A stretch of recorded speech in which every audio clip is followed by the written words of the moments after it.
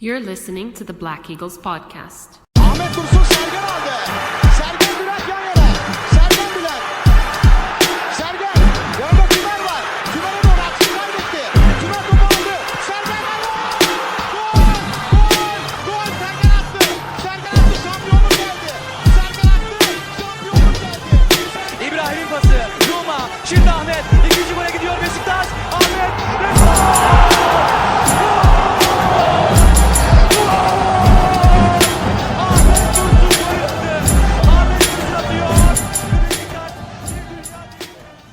Ladies and gentlemen, boys and girls, children of all ages, we are yet at another crossroads with our managers.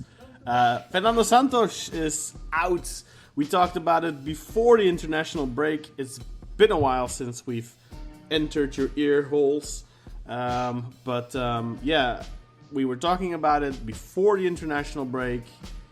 After a trifecta of losses, then we were already talking about is Santos' time up, and we're back from the international break. 2 official games have been played since. We've drawn 1-1 against Basaksehir in Basaksehir, and then this last game on the weekend against Samsunspor on Monday, actually, I believe it was, against Samsunspor. Again, a 1-1 draw. I am Kaan Bayazit. Sinan Schwarting is joining me live from New York. Sinan. Yeah. Hey, everybody. Welcome back, Sinan. The Knicks are having a great season, so of course Beşiktaş have to have a terrible one, right? That's the trade-off. That's how it is. No, because the Knicks are having a good season, basically the apocalypse is upon us. So the whole world's out of whack. This is not normal. Iran and Israel are going to blow each other up, and yeah. They're going to live in the fallout. Watch that. Check it out on Amazon Prime, by the way. Fallout Great Show. Yeah, and the game. And the game. Fantastic. The games are fantastic too. franchise. But speaking of fantastic franchises, Beşiktaş has had a momentous few weeks while we've been gone. No, and so it starts with the break, right? We left for the break, and so you kind of knew we were going to be gone for about 2 weeks. But what happened next, I think, took the wind out of everyone's sails for a minute, and obviously the whole organization agreed and threw the whole thing out. Baby in the bathwater. I forgot that expression. Anyway, but so yeah, what do you think, Kaan? I guess let's quickly let's talk Basaksehir and Samsunspor, 2 1-1 draws. What were your thoughts on those 2 games that got him ushered out? I mean, I think after the Basaksehir game, we were all kind of. I think the majority of fans were already done with him since before the international break. I think the Basaksehir game was kind of just reaffirming that feeling, despite the fact that we were winning for the majority of the game and we didn't give up the lead until extra time. Semih Kiliçsoy got the assist in this game. And a patented Colley goal. Yeah, exactly. Omar Colley scored. That was against the run of play, if you remember. In the first half, I believe it was. Just trying to remember. Yeah, you're exactly right. We scored very early in the game, 16th minute. But they had, I think, at halftime they had 80% possession or something. It was atrocious. It was what we were putting out there. I remember bitching about it. I think even tweeting about it. 90% possession or something is what I was exaggerating. But it was close though. It was 78 or something like that. It was ridiculous. And it ended 70-30, so it didn't get much better from there. It's not that Basaksehir created a lot though. It's not like we allowed a lot of chances or anything, but we were just the entire game sitting behind the ball. And I saw this again in the second half against Samsun, because against Samsun, the first half was some of the best football best. I mean, I think we could say best football we've played all season. Obviously, we haven't played well all season. It's not a high bar. So it's not a very high bar, but I did think that in the first half, I don't know if I said it or not, but I did think, if we play like this, I'd be okay with it. If They we had were the whole time, they were right? Yeah, showing exactly. desire. They were winning the ball back until the final couple of minutes of the first half, but that's okay. You know, we took the lead. Semih scored, good goal. His 10th league goal of the season, his 11th overall. I mean, an assist and a goal in these two games are. Yeah, That's a positive. that's note. very positive, especially coming out of the international break where he got absolutely snubbed. We should talk about that as well in a bit, actually. Yeah. In the international break, the scandalous decision that was made then, where Semih. I mean, I think a lesser mentally strong 18-year-old kid would crack under that, and he has come out of it. I'm not gonna say he played well in these two games. I didn't think particularly he played well, but still a goal and an assist. Showed up when he needed to. He is able, despite the fact that we are a terrible team, like a really such a bad team this season. We are so bad. I don't think we deserve to be in fourth place. I genuinely think that if it's not for Semih, who really with his goals and his contributions since December, if we didn't have him, I genuinely think we would be having a season like Fenerbahce was a couple of years ago. You remember when they were actually in the relegation zone for ages? We'd genuinely be having a season like that right now, I think, without Semih. Yeah, and for sure. we are that bad, and He's like that, Abu. He's like Abu for us last season. Towards the end of the year, He is to an extent. Yeah, he's not really scoring the same wonder goals, but he's scoring good. He's scoring very good goals. And of course, you know, we've had some injury issues with Amir and Ox getting injured and all that kind of stuff. But shout out to Ox, who's back now, by the way. Hopefully, he stays healthy. Yeah. But yeah, I genuinely think that without Semih, we'd be in a very bad position in the league right now. Maybe not the relegation zone, but I think I don't know if we'd be in the left column. In the top 10. I honestly don't know. No, I mean, I feel like I've seen like standings of like the last, I don't know if it was 10 weeks or 15 weeks or whatever, and like we're actually pretty low down. we're not doing well. So yeah, makes sense. Yeah, and you know, and despite all of that, which I wanted to say is, he is an 18-year-old kid, and he is still managing to put this performance forward. He is the first 18-year-old to hit 10 goals in the Super League since Oktay Deliolu did, and that was in like 1994. Mm-hmm. Do we know what Oktay's record was? I think he scored 10 goals that season, because I looked it up. So interesting. So Semih could still pass it. Semih, with ease. Yeah, Semih can easily still pass that and break that record. Semih had already broken another record earlier in the season. He is the youngest player to ever score 4 games in a row in the Super League. Now he is the youngest player since Oktay. Well, the first 18-year-old since Oktay to score 10 goals in a single league season. And for anyone who doesn't know, Oktay Deliolu, I believe is his last name, is an all-timer for the Super League. I mean, for any of the youngsters out Oktay in the 90s, I mean, most people won't remember him because Oktay's career took a nosedive after I believe his wife committed suicide or something along those lines.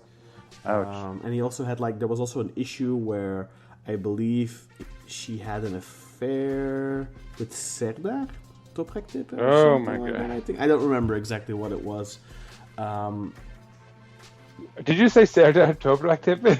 Yes, I did. Oh my god! He's a pretty he looks like he's a pretty classy dude. Maybe he had some game back then. It had something to do with Serdar, but it might have been the other way around or something. I don't remember exactly what it was. But he found out he was adopted, and then on live television, his real parents, they reunited him with them, but he didn't want anything to do with him. He didn't want anything to do with them, so he had yeah, no. This is like a Turkish soap No, opera. seriously, Oktay was the like this was the same time Hakan Şükür was coming up, and Oktay was amazing. Like if you look at his first couple of seasons at Beşiktaş, he was a wonder kid. He genuinely was. It's like Sergen came up like 2-3 years earlier, and then Oktay came, and they were like very close in age, because I think Oktay's from like 1975 and Sergen's from like 1972, I want to say. So they were very close in age, and Oktay was the next big thing. And he had a couple of amazing seasons. And then around 1999, I think it was, like it all kind of spiraled out of control. Man, I didn't know all that. I know the name, and obviously I remember highlights because I think he holds a number of records too, right? Like he had a bunch of European goals for Beşiktaş. I think he scored like 8 European goals for Beşiktaş, which took a while before that got broken. I think Demba Bab broke that, or Bobo maybe, I don't remember exactly, but like so he holds a decent amount of records, and I mean he scored a lot of goals. And then of course, you know, after his career went downhill, he went to Las Palmas in Spain first, then he came back to Turkey and he played for Fenerbahce briefly, but he was never the same. But yeah, so I think young people won't really realize how big of a feat that is for City, and you know, to liken him to someone else, like if you go back far enough, like there's only 2 18-year-olds that have ever scored 10 goals in the league, and the only other one was Tanju Çolak, which I'm sure everyone is familiar with, because Tanju is one of the, you know, I mean, he is the best Turkish striker, the most lethal Turkish striker ever in the Turkish Super League. Hakan Şükür holds the record of most goals, but he played legitimately like 100 more games to break that record, and he literally kept on going until he couldn't walk anymore just to break that record. Tanju retired at like 29 or something because he was sent to prison because he had like some shady dealings with cars or something. So he went to prison for that in the 90s. Turkey, man. Yeah, only in Turkey. So just to put it, I mean, Tanju would have easily been unreachable for Hakan even. But of course, Hakan had his stints abroad, and Tanju played his entire career in Turkey, so that's also something to consider. But yeah, still. But anyway, no. So that's a big deal that Semih now leveled that record, so to speak. So yeah, I mean, a couple more goals for him, and he'll be etched in the history books for a very long time, most likely. I mean, it took 30 years before someone managed to replicate Oktay's achievement. So maybe it's in 30... no small thing, you know, 10 goals. And also, coincidentally, both Beşiktaş players. Yeah. Maybe it's not a coincidence. But I mean, look, that's one of those things I've been saying and thinking as well, is imagine if we were half decent this season. You know, first you could make the argument of, well, imagine if Semih played from the beginning of the season, he'd probably have like 4 or 5 goals more already. But imagine if this was a decent team on top of that. Like, I legitimately think Semih would be the top scorer in the league right now. Like, without too much effort even, because he already has 10 goals. He's not that far behind Dzeko. I think Dzeko has something like 17 or 18 goals, which is okay, that's almost double still. But Semih didn't start playing until December. So he missed. Well, and you know what's even more intriguing to me, actually, now that you mention it, is that if we were actually operating in an even sort of halfway competent manner, he'd probably have at least 10 assists by now. Maybe. At least, right? Like, I think his credentials as a like all-around good footballer would be cemented, at least for all the sort of doubters. I think for most of us, we already kind of know, but and I think you have to take in mind as well, like it's incredibly difficult for a good footballer to stand out in such a bad team. But add to that the fact that he's 18 years old. Like, look at Mucci and Al Musrati right now. Like, okay, Almozade hasn't played much the last couple of games, but Mucci's still in these games. You can still tell, okay, he's a quality player, but he's not really able to complete. Like, I mean, he's not able to really stand out, right? He's not able to, despite the fact that the rest of the team is bad, still, get a couple of goals and assists. And Semih, despite the team being as bad as they are, still goal assist, and he's got 10 goals, he's got 3 assists now. It's, 13 goal contributions in 19 league appearances, I think. It's really not bad at all. No, I think he has like 27, 28 total appearances, but that includes like a couple of sub minutes and stuff like that. And he's only recently started taking like corner kicks and stuff, right? I mean, like his statistics. Semih isn't taking corner kicks. He got the assist off of the corner and he headed it to the second post where I thought he was starting to take some set pieces. No, he's not. No. That's another one of those things is that Semih doesn't take the penalties, for example. And the last 2 penalties we've missed. We've missed both of them. We've had 6 penalties in total this season. I think we've only scored 2. So we've missed 4. So really, Semih should just be taking the penalties at this point as well. How many of those has Jank missed? I guess like 3. Jank missed 2 or 3, yeah.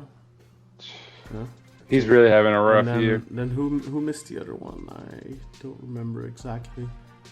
I want to say Gazal. No, Rashica. Rashica against... Rashica. Oh my God. Yeah. No, it was in, but it wasn't. Because of this weird... I've never... I don't even want to talk about that. Okay, forget it. Let's just forget that ever happened. All right. You do have to say to a certain degree that Santos has been a little unlucky because the loss against Antalya, that really should have been a draw. You should always score that penalty normally. Like he slipped and then he somehow managed to hit his own foot and whatever. Then the Samsung game, we were leading and we gave away the leads. And then the Basaksehir game especially. I was going to say the Basaksehir, especially because even though, they had most of the ball and like a lot more shots in general, most of them were off target and from distance. We actually had a higher XG than Basaksehir despite all of that. And then it was Emirhan İlkan of all people getting his head onto a corner. I still Kali is like by far and away, the tallest guy on the pitch at any given time. I still have no idea how a guy like Emirhan beats anyone on our back line, but especially him to a header. Yeah. There's definitely a bit of bad luck. I mean, it's actually ironic that it's 2 1-1 draws that got Santos fired.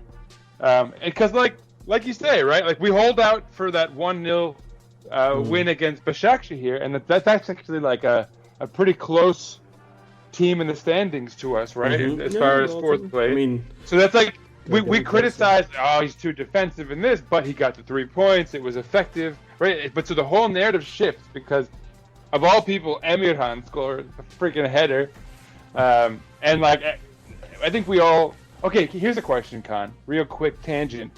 Right after that goal, there was a big conversation. Should we bring Emirhan İlkan back? And I don't believe everyone. I was called emotional in the group chat for saying no, but you never. I don't think I heard your take on that. What are your thoughts? Should we bring Emirhan İlkan back? If he's free, why not? But he's not going to be free. No, it's going to cost money. They paid 4.5 million euros for him. They're going to want money back, probably all of it, or very close. And for that money, no, never, no. Exactly. Why would you bring him back for that money? Furthermore, he's made his bed, let him lay in it. And he's wasted 2 of his most vital seasons in his professional career as far as developmental, getting playing time. Mainly last season, he went the second half of the season, he went on loan to Genoa, but he didn't really play much there either. Didn't make many minutes at all last season, so last season, you could make the argument of, well, look, he didn't play much, but he did get to train a whole season with a Serie A team. He got a little bit of experience. Tactically, he will probably have had a lot of good experiences in the sense that, you know, Italy is obviously tactically far superior to the Turkish league. So tactically, he may have learned some things. Maybe he'll have learned something about nutrition. Maybe he'll have learned something about, you know, he'll have learned things for sure. It'll have been a valuable experience to an extent, but still, you know, there's nothing that can make up for the minutes he missed. I think that he should have been making, that he would have made if he stayed. And it's important to note that if he stayed with Beşiktaş, they would have been significant minutes. Like, we've lacked a player in that position since he left, and even if he wasn't like penciled in as a starter when he left, he would have ended up getting starting minutes for much of these last 2 seasons. Especially when you consider all the injuries we've had. Yeah. So, I mean, it was a huge lost opportunity for him. And furthermore, he's now like 20, turning 21 by the time we would bring him in. And we have 16-year-olds who we could actually start bringing up and giving, right? We could probably talk about Enes, Chinemre, and like we have our own actual kids that we could develop. The thing about Emirhan is that he's very... he has a lot of utility because he can play in a lot of different positions. We shouldn't just think of him as a central midfielder, because I think at Basaksehir they have used him on the wings a lot, both in attack but also defensively. It's worth noting, he still hasn't been able to crack the starting lineup there. Yeah, he gets a decent amount of minutes.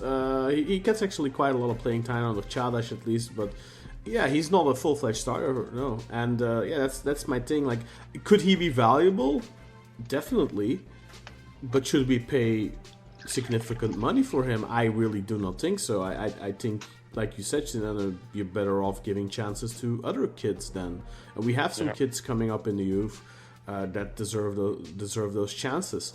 You mentioned Enes, but I think there's older kids that are ready. You know, I've mentioned him a few times. Berkay Gençdemir, he's ready for that next step in his career, and I think he should. Not to mention Demirege. Demirege, yeah, you know I'm not the biggest fan. You know I'm not the biggest fan of Demirege, but I'm a huge fan of Berkay. His playing style is very reminiscent of Al Muzerati, where, you know, he receives the ball, plays it out wide really quickly. He's a very good passer, very good long passer, short passer, just a very good passer in general. And I think that's something, that's a player that we should be looking at to get more minutes. And I hope now, because, you know, Serdar Topraktepe will be taking over from Santos until the end of the season. I really hope he brings up a couple of more kids. There's a couple of good kids that maybe they'll end up in the İkinci League or the Üçüncü League, and they'll never really amount to anything. But this is the time where you need to give them the playing time so they can develop, because these years are critical. So guys like Berkay Gençdemir, guys like... not to be confused with Berkay Vardar, mind you, because some people will confuse them because they're both named Berkay. He's a completely different player. You know, Turgut Arda, there's Emre Kaya, who recently got called up as well. There's Hekimoğlu, right? The striker, yeah, Mustafa Hekimoğlu. But like Enes and Mustafa are both very young. They're both 16. I think Mustafa may have just turned 17, but like they're both really young still. You know, they have time. They still have time. Someone like Berkay, who's 19, this is the time to call him up and to give him minutes. Like, if you're gonna let him waste away for 2 more years, yeah, you're wasting both his time and you're wasting our investment that we've made. He's been the captain of his teams for years now. He was the captain of the team with Semih, the under-17s that won the league. You know, he was the captain of that team, and Semih was the star, but Berkay was the captain. So that's definitely a player I think we should be looking at more. Case in point that I think we have enough of our own kids to play that we don't really need to be rehashing any sort of. For me personally, it would sting to give money to the club that stole him, like in such a snaky way. At least if it would be like, look, if you can get him for like 2 million, okay, then you made money on him, but that's not gonna. I don't see that happening. I also like loaning him with an option to buy or something like that, that's a big no-no for me, because that would imply a higher transfer fee still. You know, let's say it's 4.5 million. I think anything that has us break even on him is an absolute no, because he wasted 2 years of his career. Or well, wait, it's not fully wasted, but he wasted 2 years of our time. I'll put it that way. And it's going to be a zero operation then for us. Like, and then we get a 2-year older player back with a little bit more experience. But I think I think actions have consequences. And there's a lot of people who talk, he's a good kid and he wasn't to blame for what happened. At the end of the day, he signed a contract and he agreed to it. I don't care what kind of dirty games his agent may have played, or how much pressure his parents may have put on him, or yada yada yada. I don't care. He was... How old was he when he left? 19?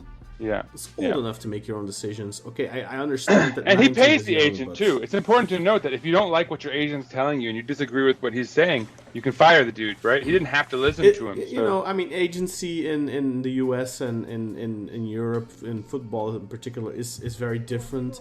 The influence that these agents have over their clients is very big.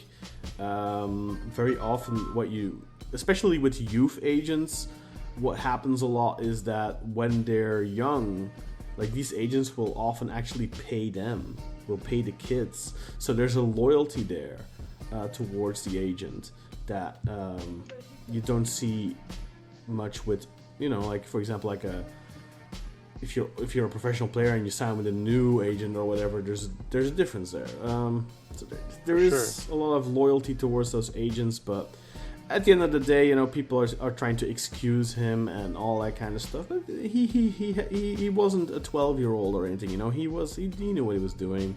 I'm not saying he's a bad person, you know, but obviously that's completely different, you know, ethically.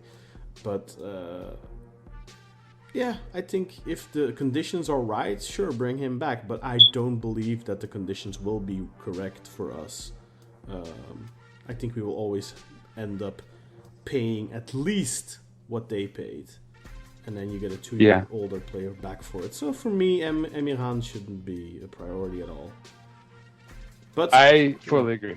But if he comes back, I'm not going to hate him or anything like that. Like, if we decide to pay money and way too much money, whatever, I'm not going to hate him for it. That's our decision. Yeah. I mean, look, at the end of the day, you're always going to root for your club, regardless of who's out there. But so I suppose what we got to do here, Kaan, real quick, is we have to introduce a special. Sorry, the New York is really New Yorking today. It's the afternoon recording session. But yeah, Kaan, how about you take the reins here? Introduce for our 275th episode, right? We have a special guest. Yeah, I think he's been on before, has he not? He helped sell shirts for our charity. That is very true, and also he and his brother have introduced the shirts for us in the past, I think, with videos and stuff like that. Kartal, a more befitting name could not be picked. Bless his father for that. Kartal Oor is coming on, and I think the first time, at least with me on the podcast at the same time. So Kartal, great to have him on. Hey Kartal, how do you do? Is he on though? Thank you very much, guys. It's an honour to be on with yourselves. Kaan, actually, me and you done an episode together. Did we? In July 2019. 5 years ago, bro. I'm getting old. I don't remember. That's fair. But you know what? I know one thing for sure, Kartal. Back then, I'm sure I couldn't understand the word you were saying, and now I understood every word so far. That's progress. Because big time. As you may also have picked up on, Kartal is from Scotland. Glaswegian. Yeah. So Kartal, we just wrapped up conversations about Emirhan. Well, so first I was going to backtrack about the whole thing. So we talked about the 2 1-1 draws that got Santos fired. We kind of briefly talked about the pieces, like Semih had an assist and a goal, right? He's been kind of a silver lining, I guess is the expression. And then we kind of talked about Emirhan İlkan. We're in part of recapping the Basaksehir result because he scored.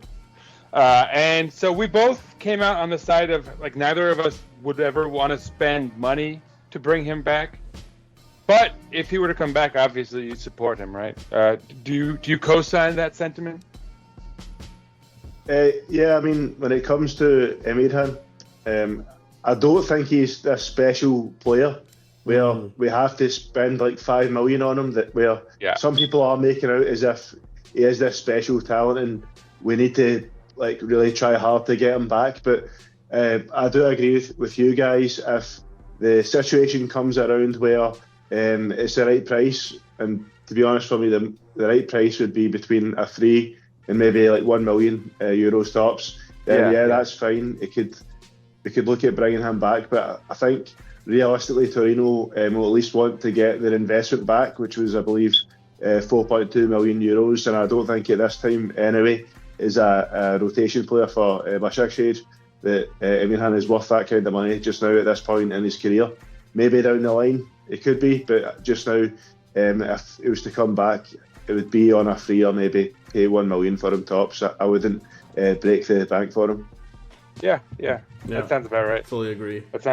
Or if he down the line becomes a free agent, obviously, sure, bring him in for nothing. Why not? Of course, yeah. If he probably signed a 4-year deal or something. If in 2 years he's a free agent, by all means. But yeah, exactly. But let's move on. So I think I was gonna discuss Samsun, and I guess here's one final thing to rehash with you, Kartal.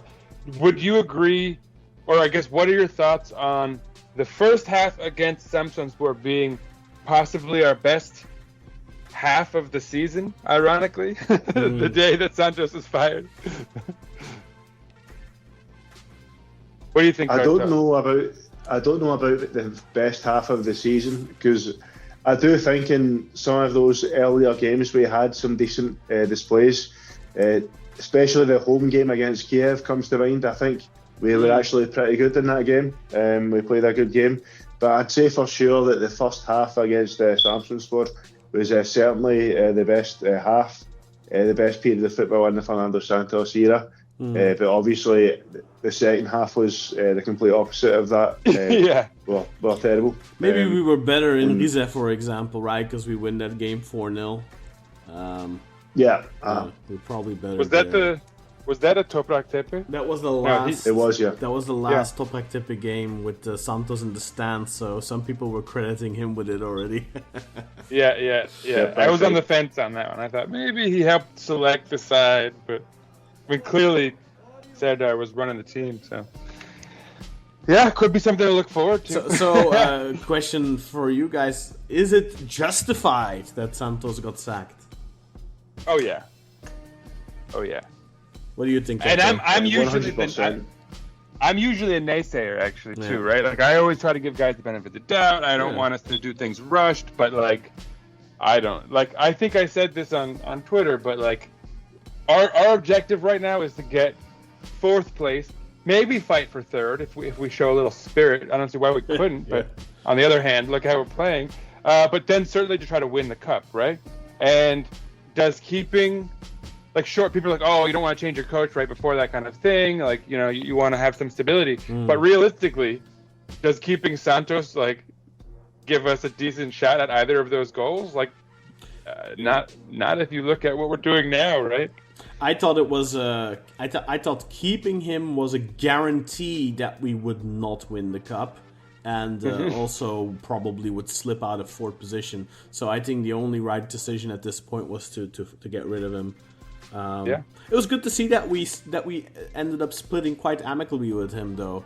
With the photo up afterwards with Hassan Arat and him shaking hands, and Santos was all smiles. He also had some really nice things to say about the club. So, I mean, that's something you don't see every day when a club parts ways with their coach, that it's actually done so classy. I think that's a very positive thing. For sure. And credit to Hasan Arat for, like, mocking up a pretty decent out clause for us so that we actually didn't get screwed financially too hard either. Yeah, I mean, you're still a nice change. You're still paying him $500,000, and then on top of what he had already made, which was like $865. So he got paid. He got a decent payday out of it. Obviously, he had to, that includes like the wages of his entire staff and everything, and people shouldn't forget about that. And at the end of the day, it's much better than if you're stuck with paying the full contract, like with Abdullah Avci, where we had to end up paying him for the entire duration of his contract, and at least that didn't happen here, which is a good thing for sure. Yeah, that was a very smart clause to put in the contract. I believe it was actually Kaan Şakun, who is one of the board members. He's responsible for the finances of the club. He's part of the board of directors of one of the more prominent banks of Turkey as well. So nice. Again, that shows that Hasan Arat appointing people that know what they're doing and are experts in the fields that they will be working in the club for. There's paying dividends with that. It was a very intelligent contract to make, because how often we hear these horror stories. I mean, people are talking about Jose Mourinho becoming our coach, and he's famous for the basically the compensation payments he gets. So to have protected us from that kind of situation with Santos, where you put in a fee, $500,000 to terminate the contract for either side. That way, if it's not working out, it's not going to put too much of a dent in the bank if it doesn't, and we can part ways, and that's what happened. So all credit to Kaan Şakun and Hasan Arat and the rest of the board for kind of being smart enough to put in a clause like that to protect the club. Of course, they shouldn't have hired him in the first place, but that's a whole other. Well, but I've always said it's like, I think one of the great marks of a good leader is their ability to delegate, meaning like actually trust other people to run things that they're not good at themselves, or that's not their expertise. But then obviously B is your ability to bring the right people in, the right experts who can do these things. So that's actually, for me, the fact that it's someone else, but who's actually an expert in those matters, for me, that's a very promising sign as far as Hasan Arat's ability to run the organization. So yeah, I mean, dude, that's... And you know what? Frankly, let's leave that there for Santos, or at least for that. I mean, is there anything else to say about Santos? Does anyone want to make any parting comments for the dude? Because that's past tense, right? I mean, I've not really had a chance to basically voice my opinion on this matter and the podcast. So obviously, you guys know we're friends. We talk on a daily basis, but from the start, I didn't really think it was the right move for us. He's a coach, although he's got a big name. The type of football he plays isn't suited to a club like Beşiktaş, where we are looking to play attractive offensive football. He's known as being a pragmatic coach with a very defensive style, often called a football terrorist online. So I wasn't very happy with the appointment when it happened. I feel like it was a bit of a panic appointment from the board, because there was really everyone was expecting a big name. Because of the expectations, and I think, the expectation was set very high because Hasan Arat gave Hansi Flick's name before the election. But that set a huge expectation within the fan base. And because of that, I felt like the board felt the pressure they had to get a big name coach. And then when obviously the initial options that we were looking to bring in, they didn't work out, we just turned to Santos. So yes, he was maybe not in club level, but when as a whole, he is a big name coach. He's won obviously the Euro in 2016 with Portugal. He's won the Nations League in 2019 with Portugal. He's won the Portuguese League, the Portuguese Cup, the Greek Cup. And when you actually look at the resume as a whole, I think it's only his very first club he wasn't successful, and then obviously Poland right before coming to us he wasn't successful, but everywhere else he was very successful. I thought that although he doesn't have the right brand of football that we deem is suited to our club, I thought at the very least that we would maybe get some promising results like we did with Shell Ganesh after he came in last season. But to be honest with you, basically all my doubts about him are true and worse. I thought maybe the football would be bad, they would get the results, but the football wasn't just terrible, but the results were as well.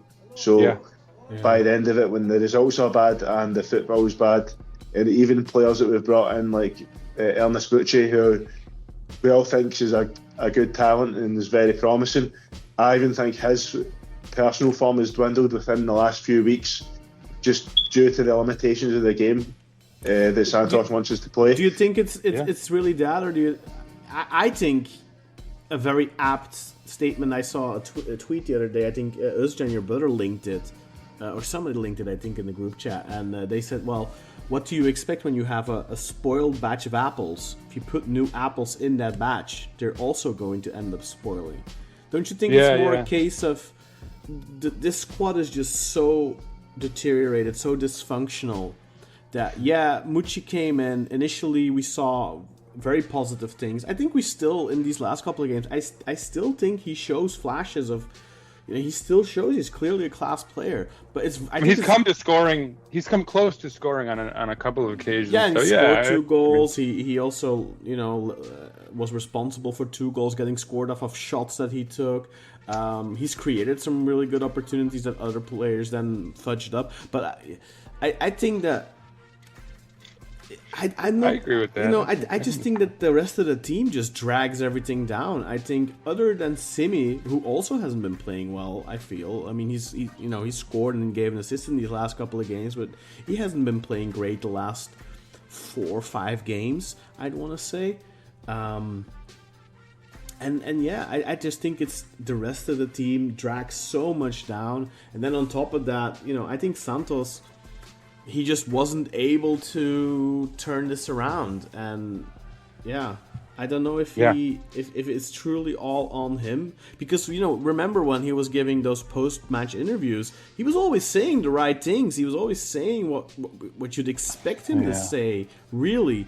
Not necessarily because coaches tend to sugarcoat, and he wasn't sugarcoating. He was saying, it's bad, we shouldn't be playing like this. Beşiktaş is a club that should be playing offensive and dominantly, and this is not something we can be happy with. And he was saying all the right things. So at the end of the day, I still am left wondering how much of it is Santos's approach to the game, and how much of it is just these players, or just I know.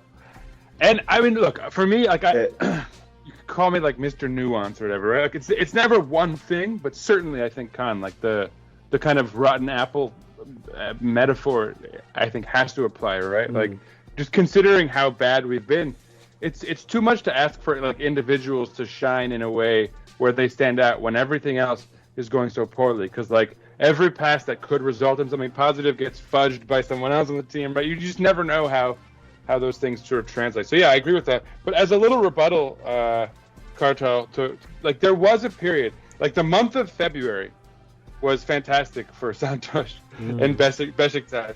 And we had, 6 matches undefeated. We had the 1 draw against Kayseri, which was obviously crap.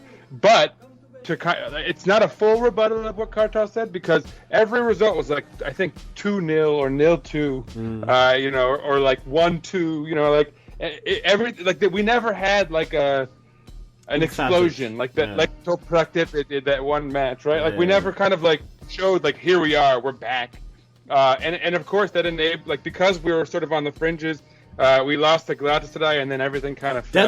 That's where exactly. After the Galatasaray game, it feels like everything spiraled out.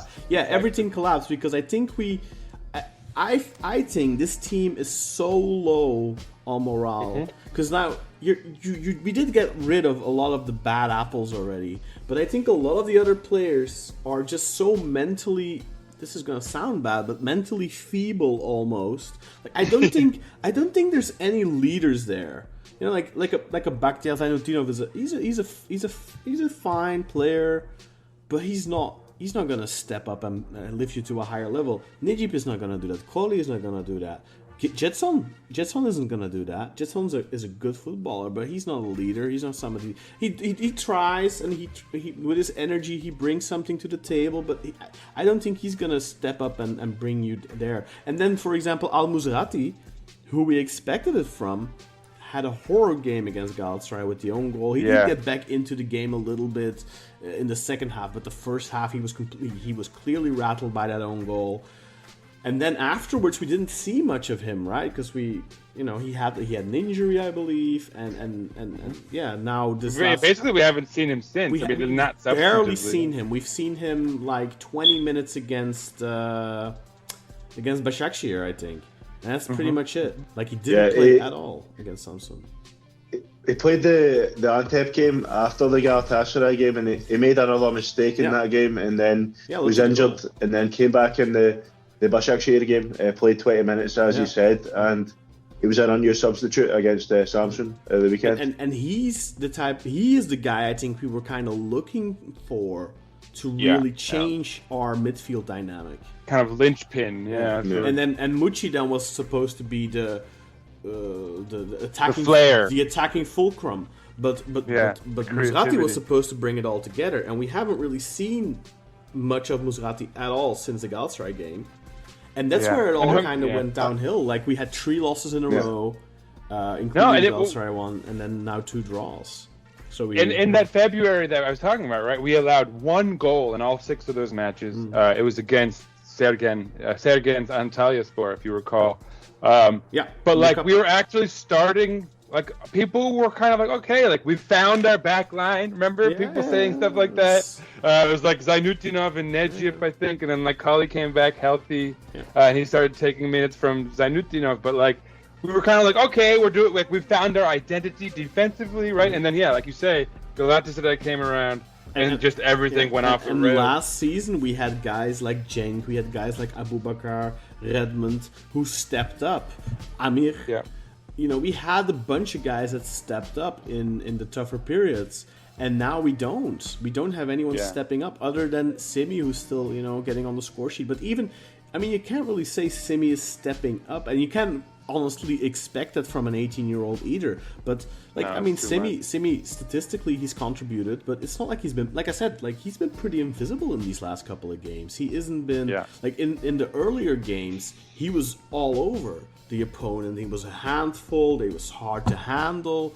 In these last couple of games, I feel like he's been somewhat anonymous. And then Mucci... You hate to say it, but doesn't it feel like they've stopped playing for... They stopped playing for Santos by the end of that, you know, by this last match. I don't know. Like, maybe. I mean, there's some... I mean, no, I guess the first half was good, though. That's the weird... I don't know. I don't know how much of that is playing for a coach and how much that is just... I think, you know, as much as we want the season to be over, I think a lot of those players just want the season to be over as well. And Probably. Yeah, I genuinely think so. I was actually... You know how we'll know for sure? If they step up and elevate the performance for the Cup, like, you know, because it's like in that limited window where they know they have everything to play for. If they actually step up and show the ability to do that, it'll basically prove everything we're saying. I think it's very difficult, though. I think when you have checked, when you're mentally checked out, and I think that's a lot of the issue is, I think, for a lot of these players is they've mentally checked out, because a lot of these guys know they're not going to be here next season, and they've just checked out completely. And I think to expect them to check back in, so to speak, it's very difficult in a tall order, and it's going to take us some serious coaching, something Santos clearly couldn't.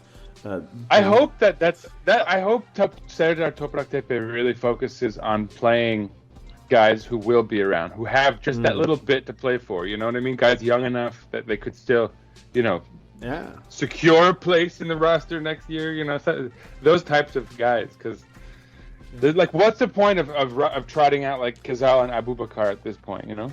But then the thing is as well, like Kezal didn't look bad in these games, though. No, but still, but you know what I'm saying? Like, are we really gonna bring him back? But are we really bringing? I mean, I guess because we don't even have another winger, do we? Like, we kind of have to play Rashid Kezal. Although I would still play Semih and Rashica, I think. Although then who's up front? Go ahead, Kartal. Sorry. So the way I see it is, I fully agree with what you guys are saying about how we shouldn't really see players who aren't going to be here next season get minutes. But I think Gazal should be the exception to that rule, because within these last 5 games or so where we've not been winning, Gazal has actually been one of the better performing players. And this team lacks creators. For sure. And Gazal is basically the only creator on this team. Like, Mucci is like a hybrid between a creator and a scorer. Obviously, Al Mizrahi is like a deep line playmaker, but he's not really been playing much recently. So Gazal's the only player that kind of fits that profile of someone that's going to really be creating those chances for us in open play consistently enough. Of course, Mucci can do it as well, but not on that level that we know Gazal can do it when he's fit. And I think that's why an exception should be made for him. I think one of the issues with Mucci is that they don't give him the ball enough. He needs to step up and demand the ball more, but also his teammates need to play into it, because I feel like a lot of the time I feel like Mucci is not getting the ball.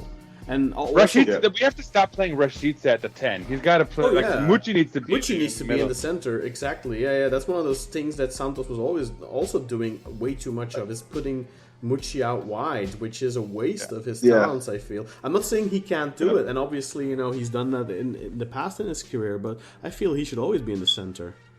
Yeah, I agree. Either him or Gazal. I think that, you guys might not agree with this, but for me, for the rest of the season, at the 10, we should have Mucci.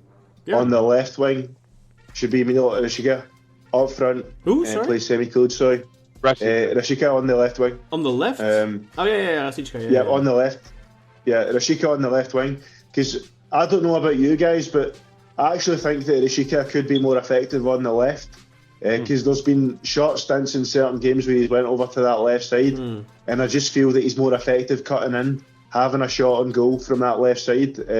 If you remember to the start of the season, he scored a great goal against Adana Demir, and there's one game that sticks in my mind. It was actually a really bad game for us, but the 1-1 draw with Bruges in Bruges, where that full game Rashika was on the right, and he looked poor, but he went over to the left side for a bit, and all of a sudden he was playing nice crosses. I remember that. I actually think that he could be a lot more useful on the left. I do agree that on the right, since Serdar Topraktepe has came in, that he's actually been decent on the right, but I think his proper position's actually on the left wing, and the only reason that I think that we are persisting on playing him on the right is Galatasaray used him there. Because obviously Kerem Aktürkoğlu plays on the left, but I believe, as far as I know, that Rashika's actually played more on the left in his career in general, and I think he's better suited there. And then you can put Gazal on the right, have Semih up front, and have Mucci in behind. I think for the rest of this season, for the cup games, for the league games, that's the way we should go about it. Interesting. I mean, my only counter would be there's a part of me that wants to see Rashid's Semih and Jackson Muleka, because Muleka's had little bouts of success, and I'd like to see him get enough playing time where we can either up his value and sell him, or who knows. But at the very least, he runs and he presses, and that's something that, for example, Abubakar doesn't do. Yeah, exactly. Yeah, but I mean, I've actually been a proponent for Muleka getting more minutes all season. I think, other than Semih, he's the best striker we have just now. Not that he is this exceptional talent, but the guy tries, and that's more than what we can say for Abubakar. Which makes it so despicable that they boo him, right? Like, I find that so it's annoying. I think that the booing of Onur is very bad too, but I can kind of understand it a little bit. But the Muleka booing, I don't get at all. It's unwanted, definitely. Yeah, it's unwanted completely. I don't understand what fans try to do with that either. Like, you're not going to motivate these players by doing that. I hate booing. I hate the booing of players. I get, boo the team, like as you go into the half, if they suck, boo the team. Yeah, If that's fine. That's when fine. the game's over and we've lost or we've drawn or whatever it is. Yeah. But come on, man. Like, Yeah, what is but then when you're playing a home game and suddenly Onur comes on the ball and the entire stadium or like a big portion of the stadium starts booing, it's like, what do you expect from this guy? Like, Bro, no, the most brain dead of all is when we're bringing a guy on late in the game. We need Abubakar, right? 80th minute. We need a goal. This guy's got to Let's save boo us. him. And they're That's fucking gonna booing motivate him as he's yeah. walking onto the pitch. Fucking- Like, what is wrong with you I people? don't know, man. That kills me. But like, I do think that Abubakar, for me, I don't see the point anymore. I think we've tried it a couple he's times done. now. We've been like, okay, let's see, maybe he can still have somewhat of a significant role in this season. But like, every game he's come on, I feel like he has zero impact on the match. He looks Also, who else sluggish. we could add to that list? Salih. Get him out of here. I don't want to see him anymore. He's not going to resign. We're not going to pay him what he wants. We haven't seen him. He has been injured. Yeah, but you know what I mean? Like, add him to the list of guys who I don't need to see anymore. for sure. Show me a kid. Show me anyone but Salih. The natural replacement for Sarri would be Kartal, Kaira Yilmaz. Yeah, I think he's coming back from loan, and he's coming back from loan. I think he's not the quality to say, well, he could be a starter for us, but I think for depth and squad rotation, I think he's a great player to have around, and he earns significantly less money than Sarri Oshundas. Yeah, but he has a lot more upside. In his we know Salih, right? We know his deficiencies. But Kartal is a different type of player. He's more an Al Musrati type than he is a Salih type. He's not as dynamic. He's more of a deep lying, ball playing midfielder. Whereas Salih is a little bit more an offensive 8. I think I'm all for including Kartal in the squad, but like we have a 19-year-old Kilden Berkay who's a better version of Kartal. There you go. Ready. I'll take him. In the pipeline as well. So you can have them both in there, but I kind of feel like they kind of fill that same role really. And let's also be serious for a moment about our midfield next year. We're gonna have probably first of all, we're gonna have, I'm guessing, at least 2 foreigners on the bench, right? Because we're gonna have at least 2 Turks in the starting lineup. One assumes, maybe 3. Mert, you'd imagine, right? Unless they get a foreign keeper and Semi, hopefully, unless Semi, if he's not going for 40 or 50 million, he's supposedly staying. So they're only. Oh, and here's a hope. I got a hope for you boys. With Serdar Topraktepe, I'm really hoping we see a lot more of Tayyip Talha. And from what I understand, he's supposedly quote unquote back. Let's hope so. I think he was already back, but I don't, but so that would be lovely, and I'd love to see a Turk on that back line. But so anyway, my point is that we're probably saddled with a guy like Ox next season, regardless, right? I don't think he's going to be starting, but he will probably be a rotation guy off the bench because I don't think we're going to sell him. I don't think anyone's coming in for him, given what happened. I mean, who knows? But so there's going to be some foreigner presence on the bench, and I think that could be, we're going to have Mucci, Jedson, and Al Musrati very likely as our midfield next year, and so Ox can be the backup. I wouldn't be surprised if one of those 3 leaves. I mean, probably. Yeah, I wouldn't be surprised actually. I don't necessarily think that's going to be the midfield next season. I think whether it's Jetson or maybe somebody comes in for Mucci with a big offer, or I don't know. Yeah, really, I'm hoping that Jetson's sold and we get a more complete midfielder in his place. I prefer that, to be honest. I mean, Jetson is a good player, don't get me wrong, but I prefer a number 8 there that's a good passer with the ball, and just basically isn't completely incompetent in the final third. I'd rather a number 8 like that. Obviously, Jetson's got huge benefits to the way he plays. He's a great ball winner, he's a good dribbler as well. But I'd rather a more well-rounded player than Jetson, so to speak, in the midfield. I think it would overall reflect in our gameplay better. But even that wouldn't change what I'm saying insofar as if we lost Jedson, we would be bringing someone to replace him rather than starting Ox, right? And so, probably. I mean, I think we still have Ox as the guy off the bench as the backup 8.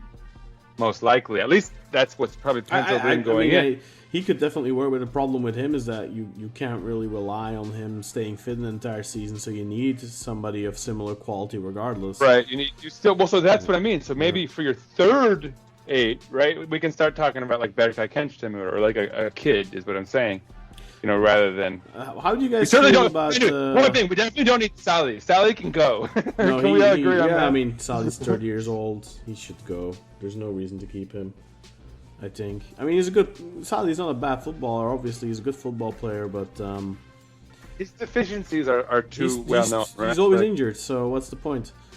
He's always injured. He doesn't offer enough going back. I feel like there's always the potential for a ghosting, because if he's not laying out those, because he has the potential for like a 10 ball, like that lovely through ball that can find someone perfectly in the lofted pass. He's really good at those types of things. I think the thing with Salih is he's a great player, a fantastic player for an Alanya level side. Yeah.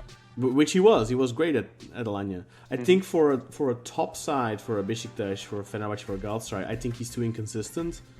So I think if he goes to Basaksehir or to Trabzonspor next season, he could still have he could do well. But I think the expectations and the bar is higher here, and he's not meeting those requirements, and plus, and he wants a pay raise. Plus, the injuries have been added to that.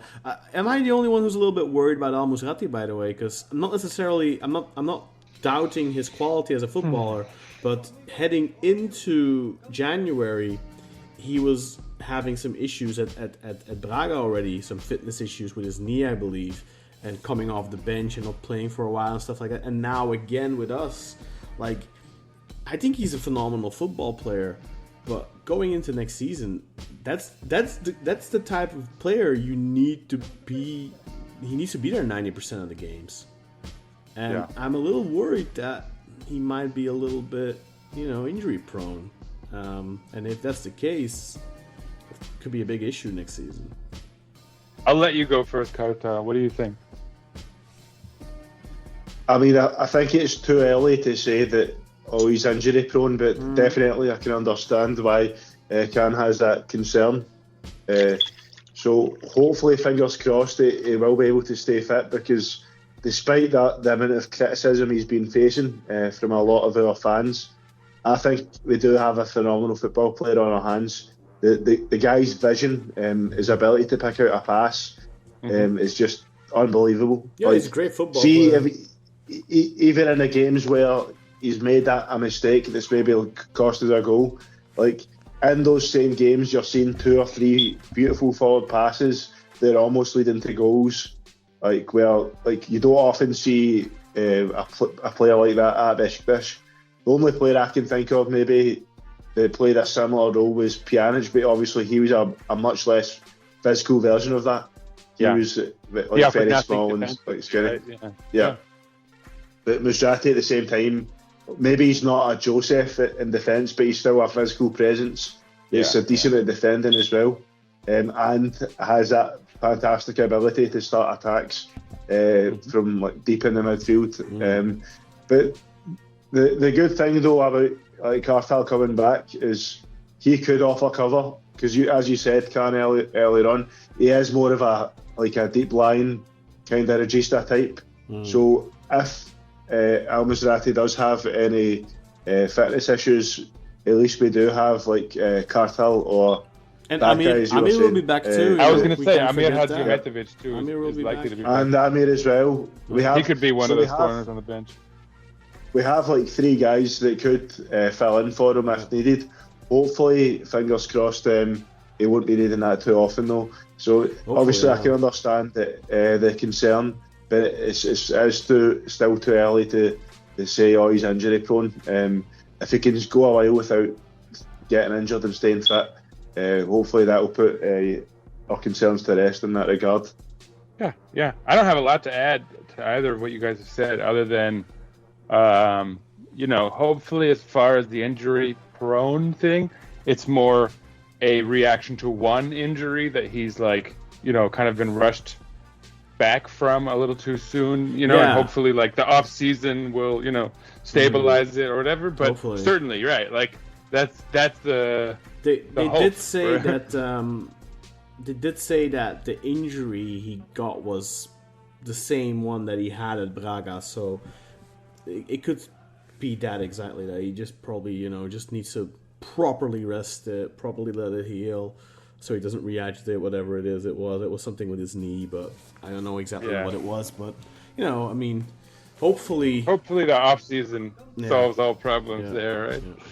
I'd have to look into if I just have, I'll quickly look at it, but how he's been the previous season before that, has he ever is he somebody that plays 34 games a season, who plays 45, 50 games a season, or is it somebody that misses 15 games every season?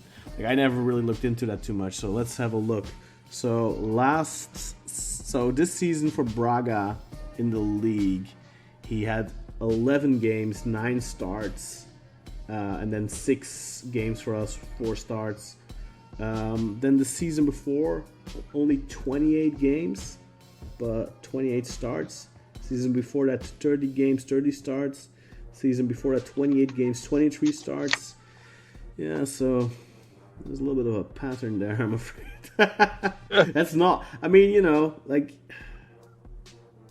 guess the other question is, was he still vying for a role with those teams? Was that him injured, or was that him just not getting Well, the thing selected? is, the Portuguese league is 18 teams, so it's a 34 season, 34 game season there. So 28 okay, 28's not bad. 6 games you miss. That's a significant percentage.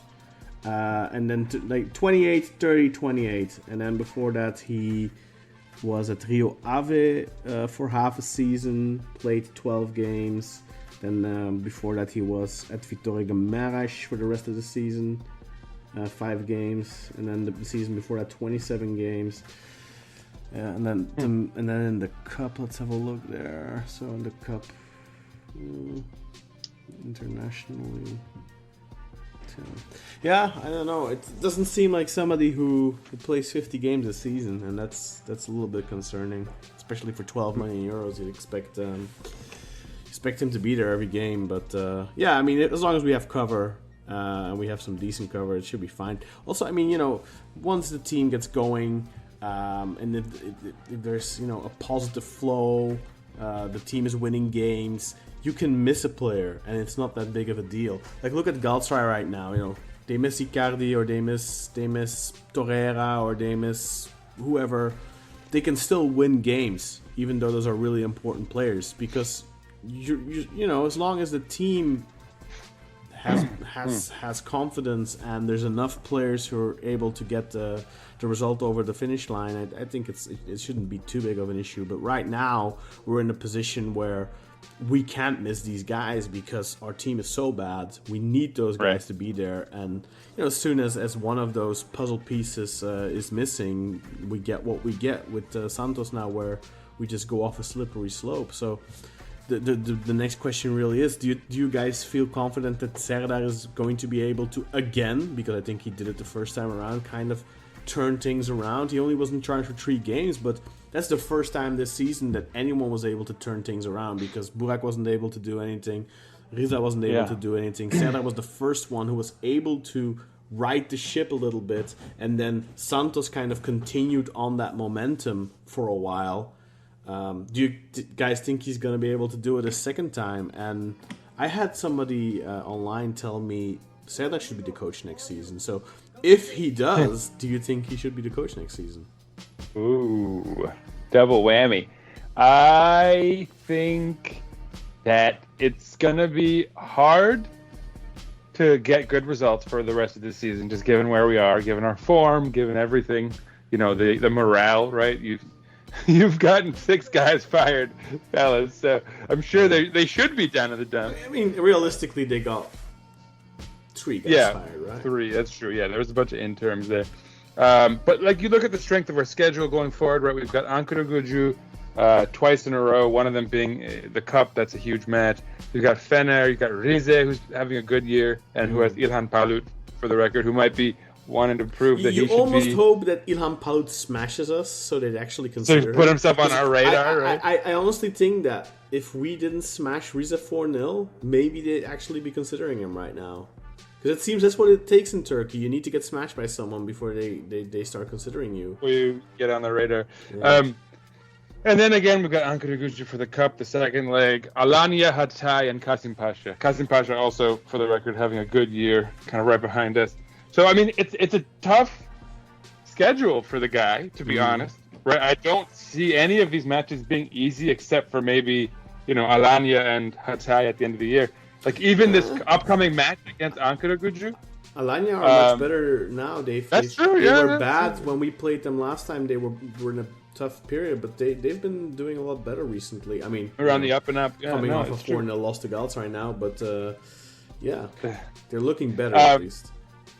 But anyway, so my point is because even all right, so his first match against Ankaragücü, and you're thinking, well, that could be a theoretically kind of easier match, but the thing is do you put out your full starting lineup for this match, knowing you're going to be playing again on Tuesday for the Cup, the more important match?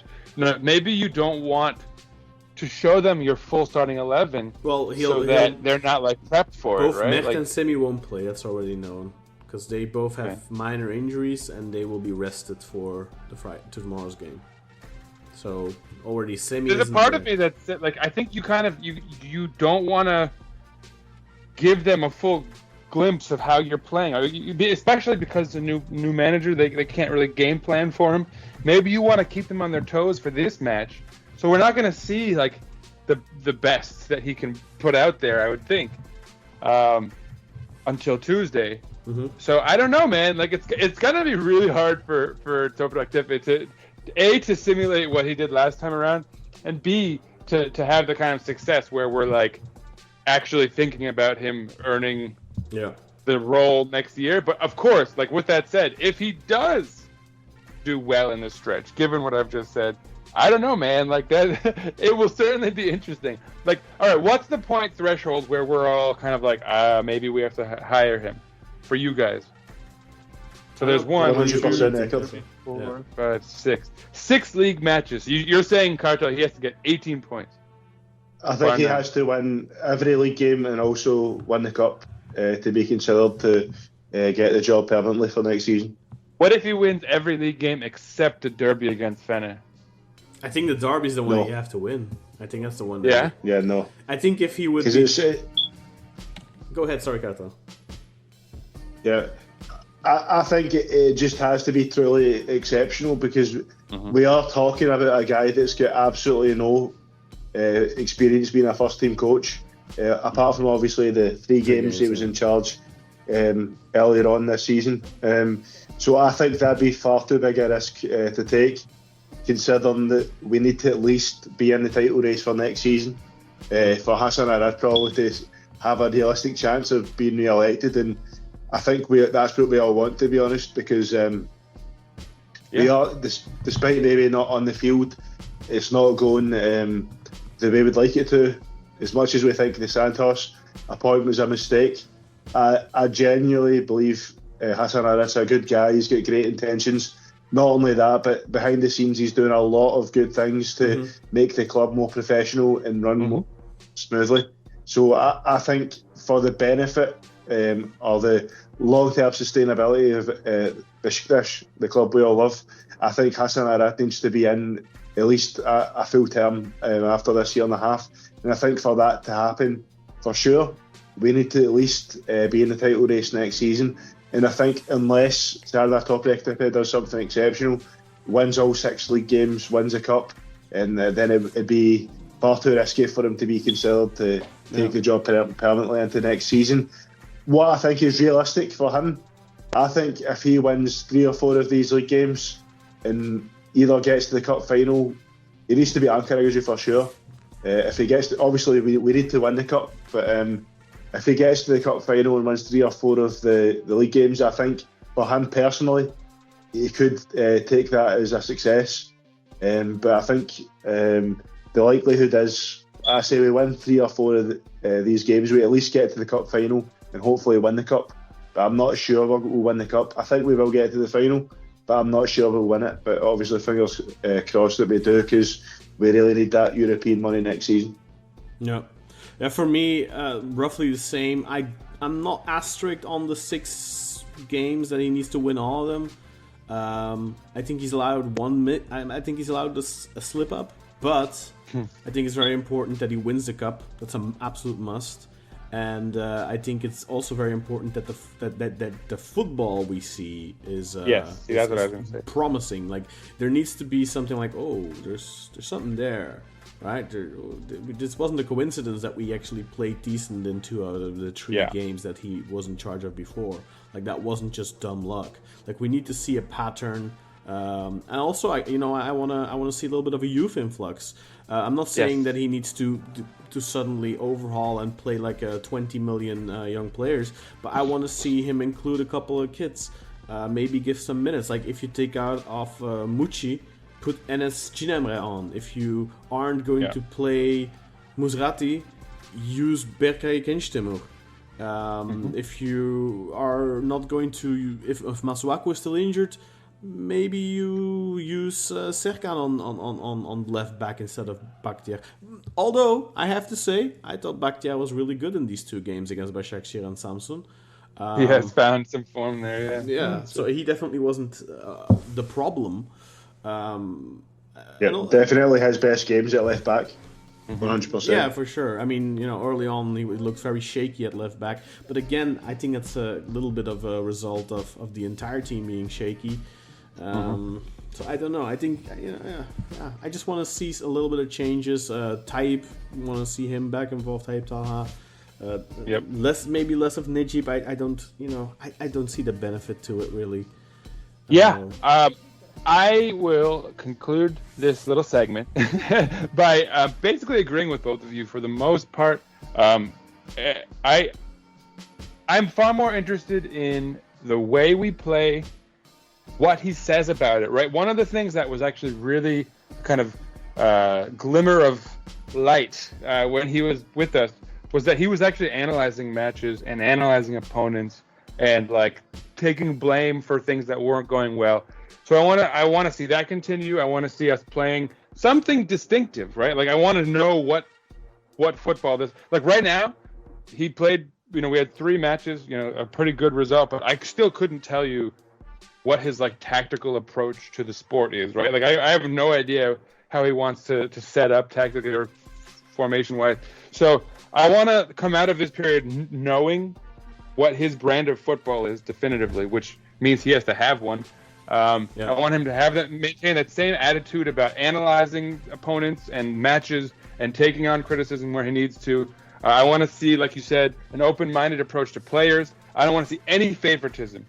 I don't want to see any of this like, oh, this guy's old, so no, I don't care. I want to see players who are performing, playing, and I want to see guys who are not performing, not playing. I want to see guys in their positions. I want to see Mucci in the middle of our midfield. I want to see Tayyip Talha for sure. Maybe Muleka up top a little bit. Things of that nature. I want to see things that we all kind of have been wanting to see play out.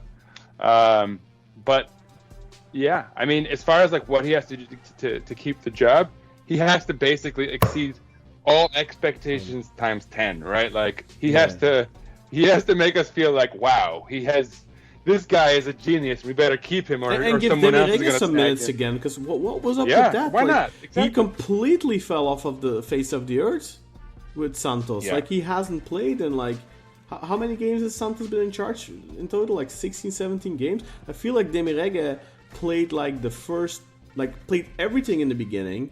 As soon as Al Musrati and Mucci came, and he hasn't played a minute. I wonder what's up with that. Like, again, I'm not a fan, but he should be getting minutes regardless. For sure. Yeah. For sure. And I think there's a decent player in there as well with Demirege. Yeah, there could be. There's only one way to find out, right? There's something there. I'm not saying... His ability is a huge issue. Defensively, he's poor. I think that's partly because of his mobility. He's late to challenges, but I think, see, in terms of actually receiving the ball and like playing quickly and playing it direct and forward, he's very good at that. He's great at playing the ball forward. He's a good passer. Surprisingly decent technically, right? Like, so let's see him very in that 8 role. Like, he could be in the 8. If he could physically improve significantly and, be a bit like, just get stuck in a little bit more. Just he needs to bulk up. Like I'm not a big fan of saying that, because like when people were saying that about Ozan all the time, he needs to bulk up. I never really thought that was the case with Ozan. I didn't think that he necessarily needed to. He had enough intensity to make up for that, and was but with Demirege is definitely. You can't skip a leg day. I think Demirege has built up. There's some photos from training I saw either yesterday or the day before, and it does look as if his legs have gotten a bit bigger and his arms have as well. So it seems he has been working hard. So that'd be a good sign of professionalism. If we could see him in action soon, and he's looking bigger, and he's moving a bit quicker. We can't forget as well that the kid did have an ACL injury. What was it? What was it in the Champions League that he got that? The guys, I think, remember against was it against Ajax where we had to play like 12 reserves and youth players and stuff? I think Demirege was there at the time, wasn't he? Wasn't he part of that? I think so. And I think he got he tore his ACL or something. Oh crap! Yeah, he did tear his ACL. I don't know if it was that game, but I think he was definitely involved in that game. Yeah, I'm sure he was. Just quickly checking, because and he's still only 19, so he was like 17 at the time, which is kind of crazy. That's a rough time to get that injury. Although maybe his body will recover from it better because he was young. Hopefully. Yeah, no, he didn't play in the Champions League. Okay, I thought he did, but apparently not. I mean, Serdar was there at the time. Berkay Vada was there. Those guys were making minutes, but I don't remember. But he did have an ACL injury, so I mean that is something to be taken into consideration as well. I don't know realistically how quick you're gonna bulk up after that, but it takes you out of the count for at least a year, realistically. Yeah. So it's 6 to 9 months, but then you still have a couple of months that you still have to come back. Like I think that was one of the issues. And there's the psychological, right? Like I think the hardest part about those injuries is like regaining your confidence to go in fully on tackles. Yeah, right. Like, it was a huge issue. If you remember Rodolfo, when he came back from his ACL injury, like it looked like he was almost afraid to get stuck in. He was a softie. Maybe that's part of the issue with Demirege. Maybe it's not necessarily that he's not capable, but he's just he has that little bit of fear. That little bit nagging thing in the back of your head, and you hold back a little bit in every challenge, and then you seem late, or you're not fully committed to a challenge, and I think that could be part of the issue. I don't know. And again, only way to knock that out of him is playing time, right? Like get him back on the pitch. Yeah, needs to regain his mojo. And okay, but guys, this is important. We do have I feel like we have one more major topic, and unless I've forgotten anything, that we really do have to discuss. But since I feel like I don't want to get too far off the track, because I think in light of the talk of what it would take to keep Serdar Topraktepe, now I think we have to pivot to some of the rumors we've heard about who our next manager could potentially be, and what your thoughts are on it. Because that could be a pretty substantial conversation.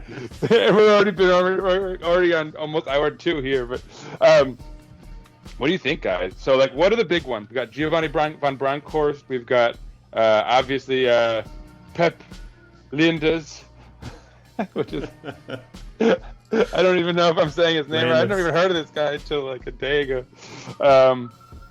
Who else have we heard? Ruud van Nistelrooy, right? There's talk of him. Yeah. Obviously, Sheno Ganesh. Sorry. Oh, Fonseca. Yeah. You guys, tell us what you're hearing. Yeah. Let Kartal. He has better memory than I do. So he's got that younger brain. Yeah. So far, we've been linked with Van Bronckhorst, Fonseca, Niko Kovac, Zoran Mamic, the Croatian coach. That one could be a bit dodgy though, because I'm sure he's been convicted in Croatia, so that could be a strange one. Yeah. Who else was that? He was convicted, I think, because he had his hand in the honeypot a lot for player transfers, so he was getting kickbacks. But he is, if you look at his track record, he has a phenomenal track record, points per game wise. Like he hasn't had a single season without sub average 2 points a game. Like he has like 2.2 games per average or something per season. It's insane. Interesting. So he went to the Sandbox for a while, and then he came back to Croatia now.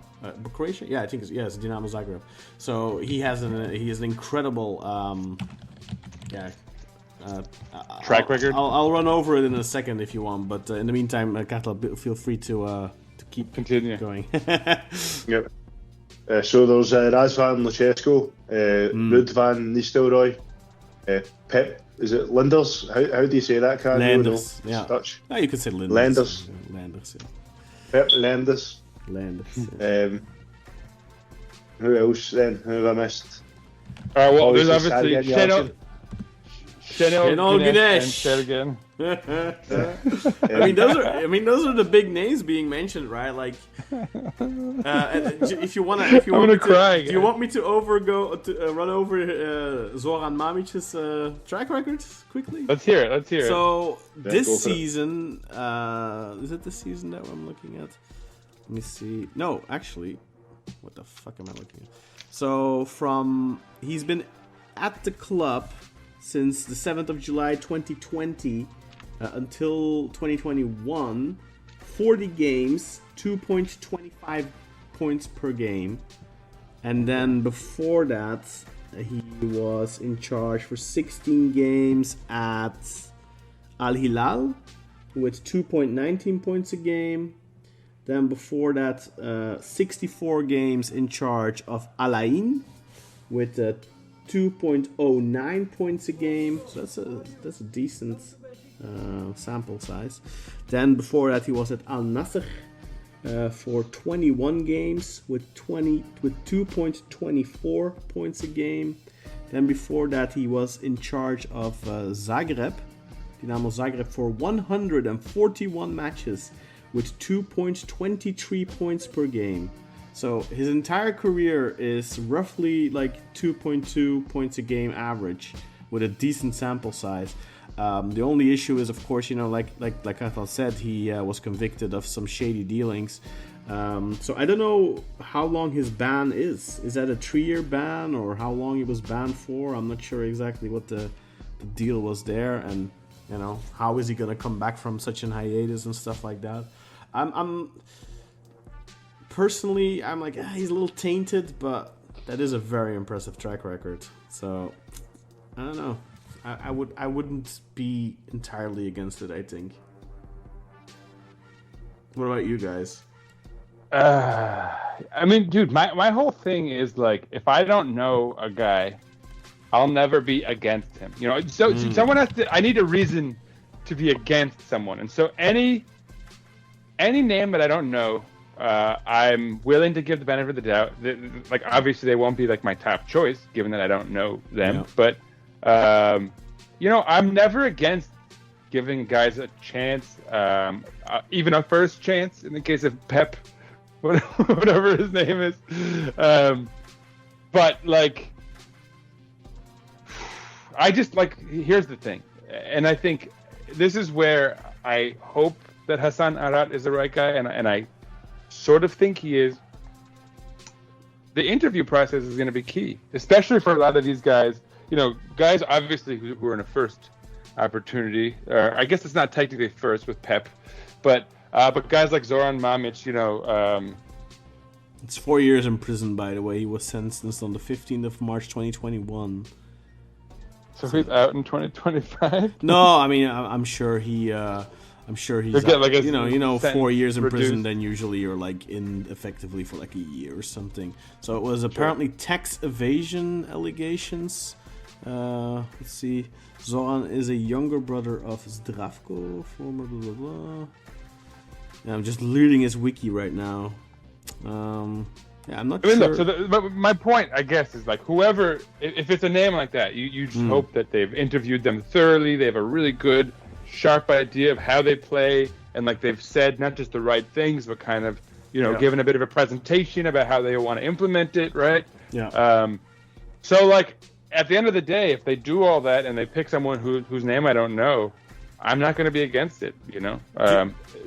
To be like, as far as if you want to know who I'm against. I mean, do you need me to say? I don't think you need me to say. I don't think either of you guys need me to say. Do you guys think that... what was I going to say? Oh, do you think they're going to do the same thing again now where the name of the coach is going to be kept secret completely? Or do you think that, I hope so. Or do you think that it's like, we made our point, we are going to let the reins a little bit looser this time around? I don't like that Mr. Dickbomb over here is already kind of getting his nose and stuff. I don't like that. No, I hope they keep it a secret, and I hope they wow us, somehow. But at the same time, we've actually got some pretty good candidates on this list, so they don't have to. They don't have to surprise us this time. Hopefully, I don't know. What do you think, Kartal? To be honest, I don't care about that. I just want us to get the right coach that plays the right style of football. And some of the names on the list are a bit concerning for me. Like Giovanni Van Bronckhorst, for example. Okay, his teams tend to have the ball, but he is known to struggle against deep blocks, which is something that we face almost every week in the Super League. So I don't think he's a coach that's suited for us. I think he's quite similar in a way to Abdul Avcı, where it's all about kind of just playing it safe, and if I can score a goal or two, we'll score.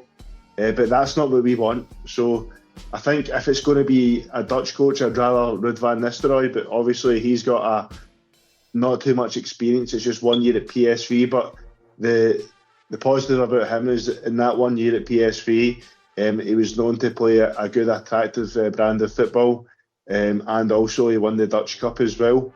I think Paulo Fonseca is a good name on the list as well, because he's known for playing good attacking football. He's been successful for Shakhtar Donetsk, been fairly successful at Lille.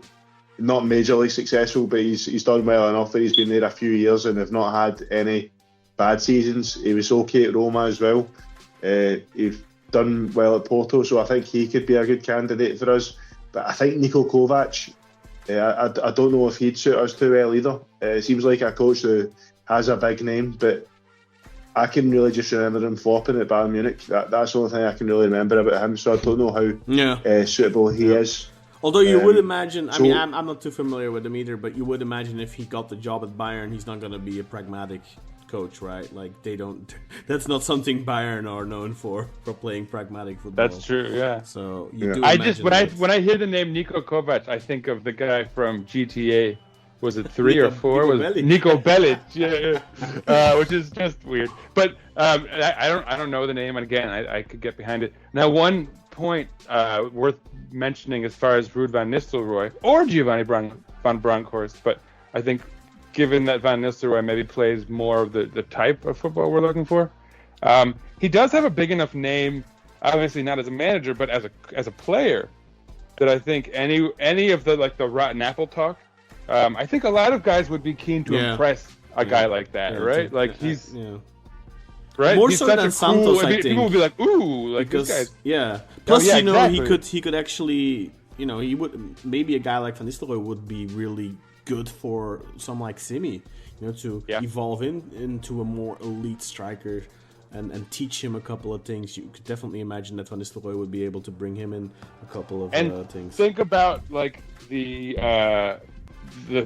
reputation aspect, right? But having a guy like Van Nistelrooy with the profile he had as a player in that position, like chirping globally, look at this kid Semih, he's amazing, right? Like that could do wonders for Semih's reputation too, right? I think a lot of people are going to listen to Ruud van Nistelrooy when he says this young striker is really good, right? Whereas Santos maybe not. Yeah, right? I mean, Santos isn't the type to chirp anyway. And he has friends, in the UK, like Gary Neville and stuff like that. Like if he mentions this kid a couple of times to him, like maybe Neville will be like, oh, we should look at that guy and bring that name into the mix in that. But I'm not a proponent of Van Nistelrooy purely because of the lack of of experience. But he certainly wouldn't be the worst choice. I think if you're going to go and take a risk, I'd much rather us take it on someone like Van Nistelrooy than take it on a Pep Landers. Because simply, with Landers, he has had one coaching job as a senior coach, and it wasn't a good experience for him in the second division in the Netherlands with NEC. So or Nick. So for him, that's a much bigger risk in my opinion than going for Ruud van Nistelrooy. At least with Van Nistelrooy, like I said, he did the Turkish Cup, and he did almost complete an entire season with PSV. The biggest issue with PSV, I think, was that they had a really good season. They were in the title race, and then they kind of collapsed a little bit. And the main issue for him was the backroom politics. He couldn't really handle that very well. He didn't really know how to navigate that. But there's definitely a good coach in there.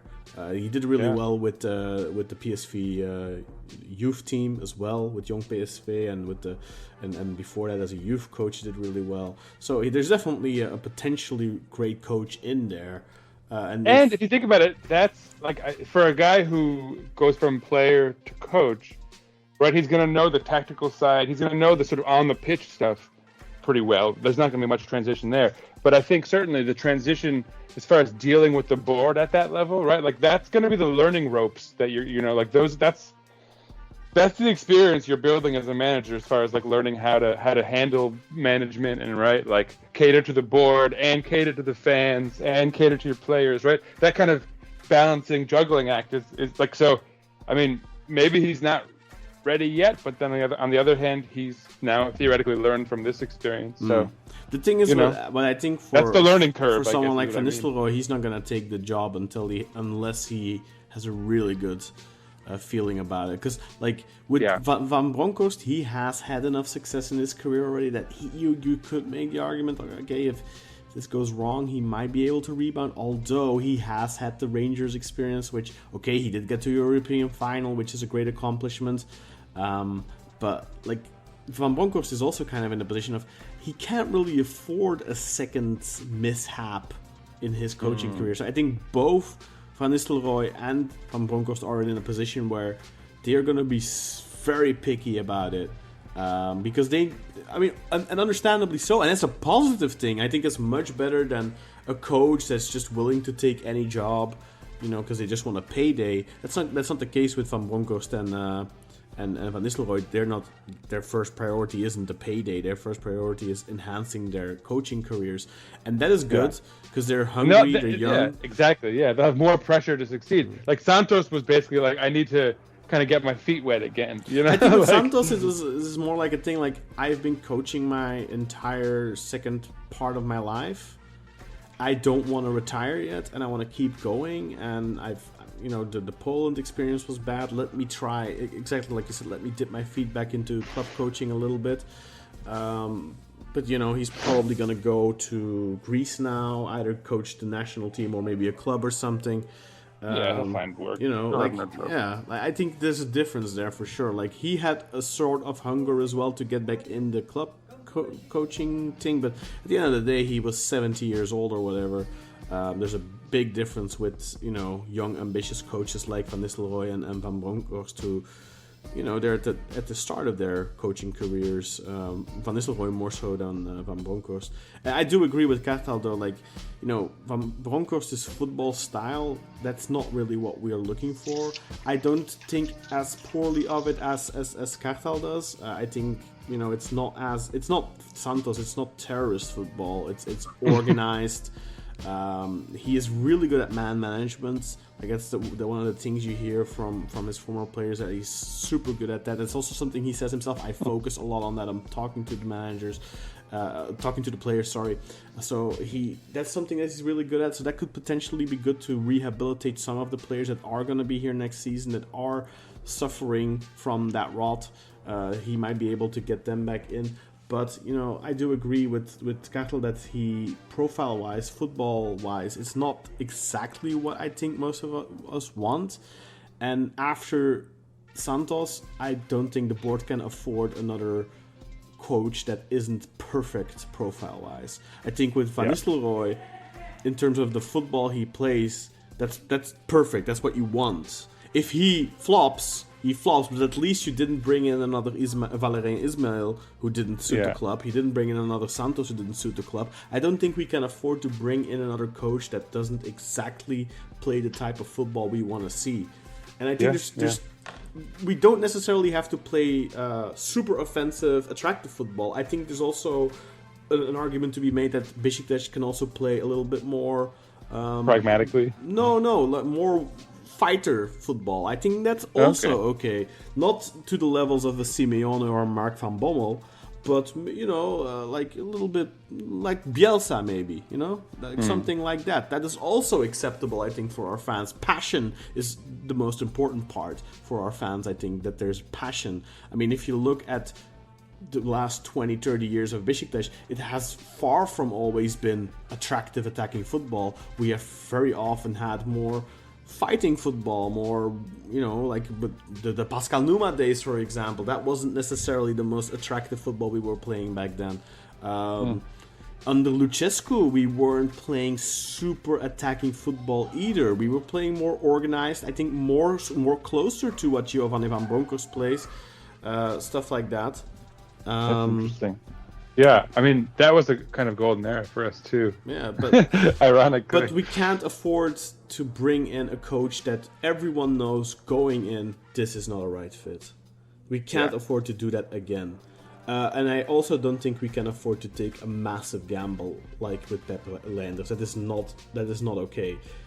In hindsight, if we do appoint him and he wins us 5 championships in 8 years or something, that's then. But I think going into it, that is not a risk they can afford, I think. No, I mean, the only way they could hire him is if he comes in to an interview and just absolutely floors them, right? Like, he's just got this, like 2-hour-long presentation, and he's like leads them.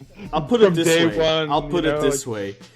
If they are 100% sure on Lijnders and they bring him in, that's their thing, and then okay. But I think then they have to be ready for the backlash, because there's going to be massive backlash. And hopefully then he proves everyone wrong. But from what we can see from the outside, I think that is a wrong choice. Obviously, it can turn out that it's not. But I think that would, from the limited information we have, what we know about the guy and all that kind of stuff, looks like a really bad choice. Ruud van Nistelrooy, on the other hand, for example, for me personally, I think he doesn't have enough experience, but I think that would be a good choice in the sense of he plays the right type of football. He's a very big name. He's going to be able to contribute to the development of Semih, you would imagine. Just like you said, or was it Kartal who said it, that he has that name that you would imagine players that would. They'd be excited to play for him, right? Yeah, they grew up watching him. Ernesto Valverde, did you guys mention that? Because that was also mentioned. Currently coaching Athletic Bilbao, but I forgot that one. Yeah, they won the cup. An interesting name. They won the cup just last week for the first time in their history, and he is his contract is up actually as well at the end of the season. So that's another interesting name that's been tossed into the hat. But right now, Hassan Arad actually said the chances of a foreign or a Turkish coach right now are 50-50. So we also have to talk about the other side of the coin as well then. So these are all foreign managers we've been talking about. I do think that they're probably looking more towards a foreign coach. Like Arad did say 50-50, but I do get the sense that the foreign coach is more prominently on the agenda right now. So, but then when it comes to domestic coaches, there aren't really that many choices, right? Like, realistically, Sergen, who's currently employed at Antalyaspor, then who a large portion of the fan base are pushing for Şenol Güneş for a third stint. Then Çağdaş Atan has been mentioned as one of the front runners. And then İlhan Palut, who I'm personally a really big proponent of, but supposedly isn't highly viewed. He isn't on the top of the list supposedly, or they're not looking at him very. They're a little cold on him, like they like to say in Turkish.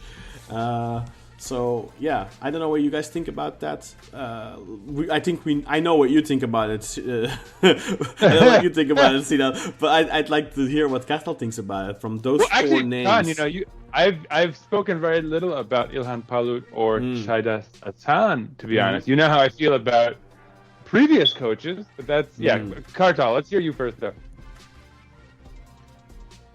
I think if it's going to be a Turkish coach, it has to be either Serdar Atan or İlhan Palut. In terms of current form, İlhan Palut has had a better season, so that maybe puts him slightly ahead, in my opinion. They're both known for playing good football. Çağdaş not so much maybe this season, but especially for Kayserispor and Alanyaspor, he done a very good job and had them playing good football. It's true. For Basaksehir this season, I mean, when we need to think about it in this way, when Çağdaş took Basaksehir over, they were in the relegation zone. Yeah. And now I believe they're like 6th or something like that. Let me check. Yeah, they're 6th, that's right. They're only 2 points behind us. So when you think about it, maybe they're not playing the best football, but if you think about it in the terms of he's taking them from relegation to 6th place, that is a huge achievement as well. Yeah, and it does also show the ability to turn things around. Yeah, which is big. Because you would imagine that, we are complaining about our dysfunctional squad and, the low morale and the feeble mentality and all that kind of stuff. You would imagine that a team that was in the relegation zone in the beginning of the season, a team that does not expect to be there, because it's very different if you go into a season expecting to be in a relegation dogfight, and if you go into a season expecting to be in contention for Europe, and then you find yourselves in those lower regions. That's very different. That's very different. So it's actually something I hadn't really thought about until you were just talking, Kartal. But that does actually that might be part of the reason why he is ahead of İlhan Palut, because he has proven himself to be able to work under very difficult conditions at Kayserispor with the transfer ban, and then now. At Basaksehir, helping them out of the relegation zone, even though he did it without too much flash, but still he managed to get them out. You just added another layer to it, Kaan. I forgot about the Kayseri transfer ban. No, that's... Wow. I came into this conversation, I was going to say almost exactly what Kartal said, which is that I like both of them as far as... Like, for me, they are the future of Turkish managers. Right now, I mean, who knows? Someone else could pop up. Yeah. But and I really like the way İlhan Palut has his teams play, and so he's the guy who I would have in as my first choice as far as a domestic manager. But what you guys are saying is actually really intriguing, and I have to say that like the ability to recover from a low point. Yeah. Right. Like.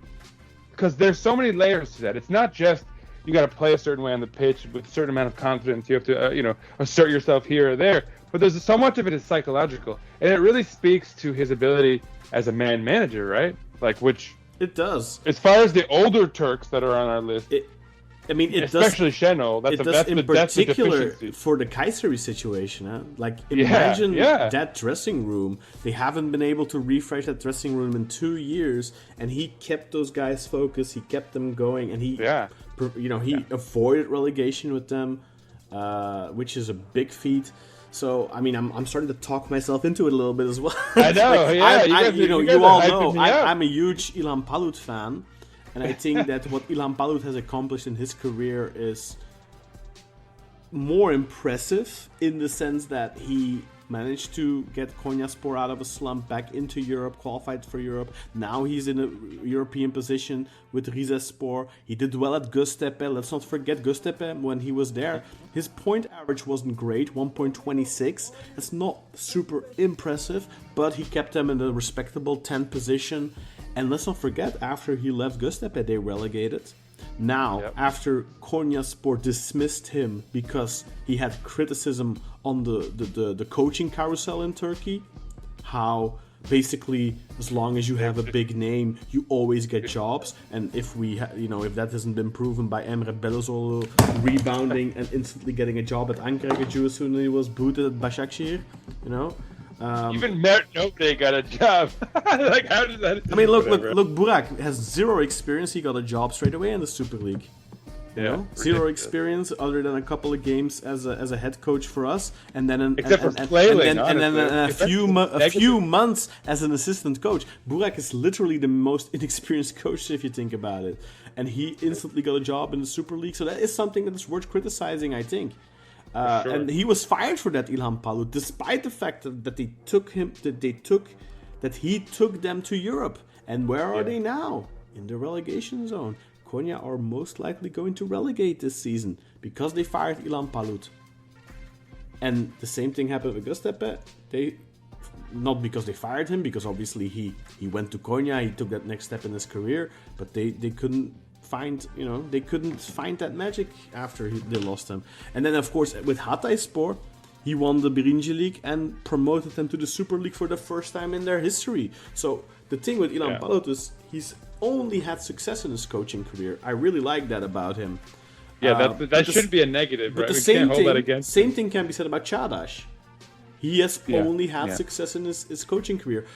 To a lesser extent, I think his successes are less pronounced because obviously, he went from being an assistant to Sergen at Beşiktaş, and then he went to Alanya, did a good job there. Then he went to Kayseri, did a good job there by keeping them in the league. And then he's gone into some tough situations. Yeah, right? exactly. Like, that's the difference. But yeah, exactly. But he took those tough situations and he took them on at face value.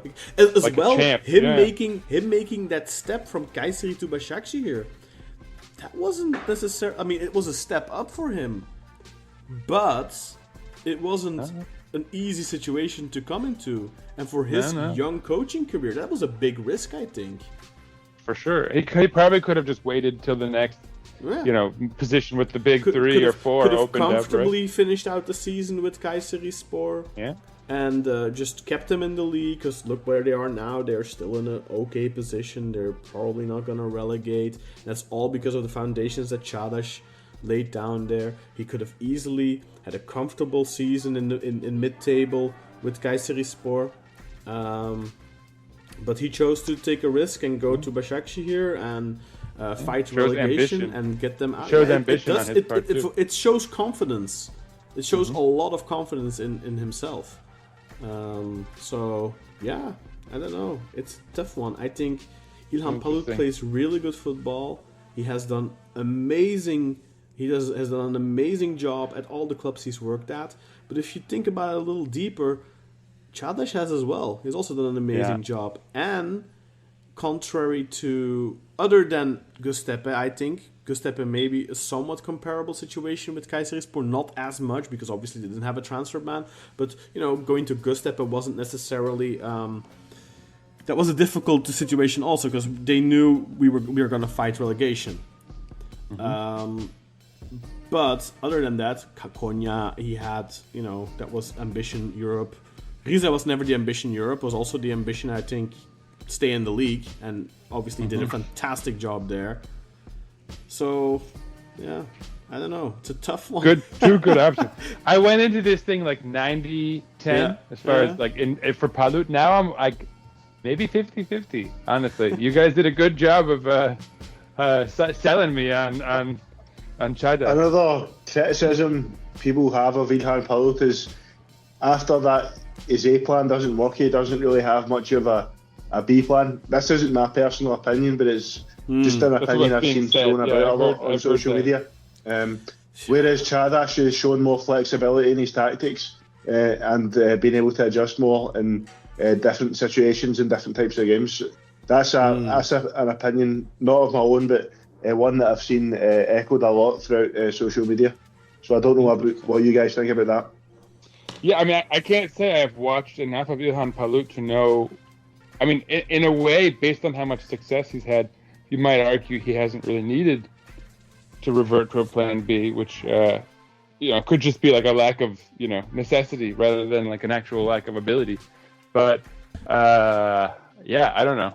I really like.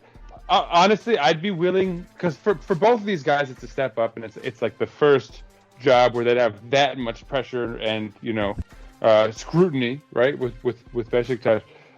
But I feel like both of them are more than capable of stepping into that role and taking on that, and the fact that both are clearly, I think, willing to do that, and both have a history with the club. So like, I don't know. I feel like that's kind of win-win. Well, İlhan doesn't have a history with the club, but he's a Beşiktaş fan.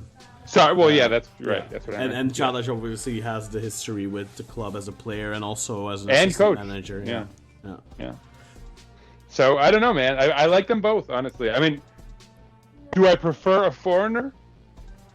Maybe, because I think it would require more creativity from the board and more research and actually kind of just establishing what it is they're looking for a little bit.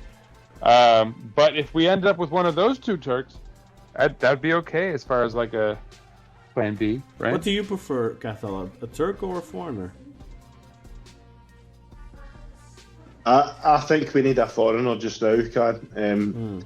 I'm going to state my reason for that is because I think, although I think Çağdaş and İlhan have the potential to change this, but I think over the last kind of 5-6 years, ever since like we kind of collapsed in Europe, like we had that really good spell between 2014 and 2018, but from then onwards, I feel as if Turkish teams far too often in Europe have been at times destroyed by teams that have been built with a fraction of the budget that our teams have been built with. And I think that's true, but that was also always with domestic coaches, though, right? Like Genk was a domestic coach, and Bodo Glimt was with a domestic coach. Like, So that's why I want a foreign coach, because I think our Turkish coaches, unfortunately, they've just not caught up with the times. I think in the last 5 or so years, football in Europe's evolved a lot, and I don't think the old guard of Turkish coaches like your Şenol Güneş, maybe to a lesser extent Sergen Yalçın, although he was very unsuccessful with us in Europe. Even like Okan Buruk, İsmail Kartal, as soon as he doesn't have Fred, he can't win a game. I think the European football's evolved so much where our coaches have been left behind, so I think we need a young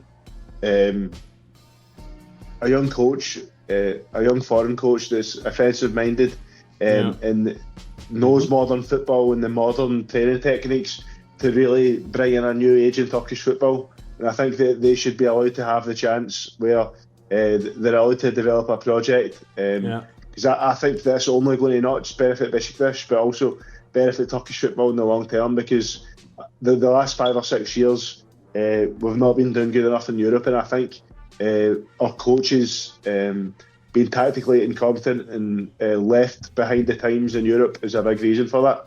So I think we need a good young foreign coach to bring us in with the current times. I feel like that's such an important point, and I feel like I've mentioned this in the past, but in this context, it's even more important to mention.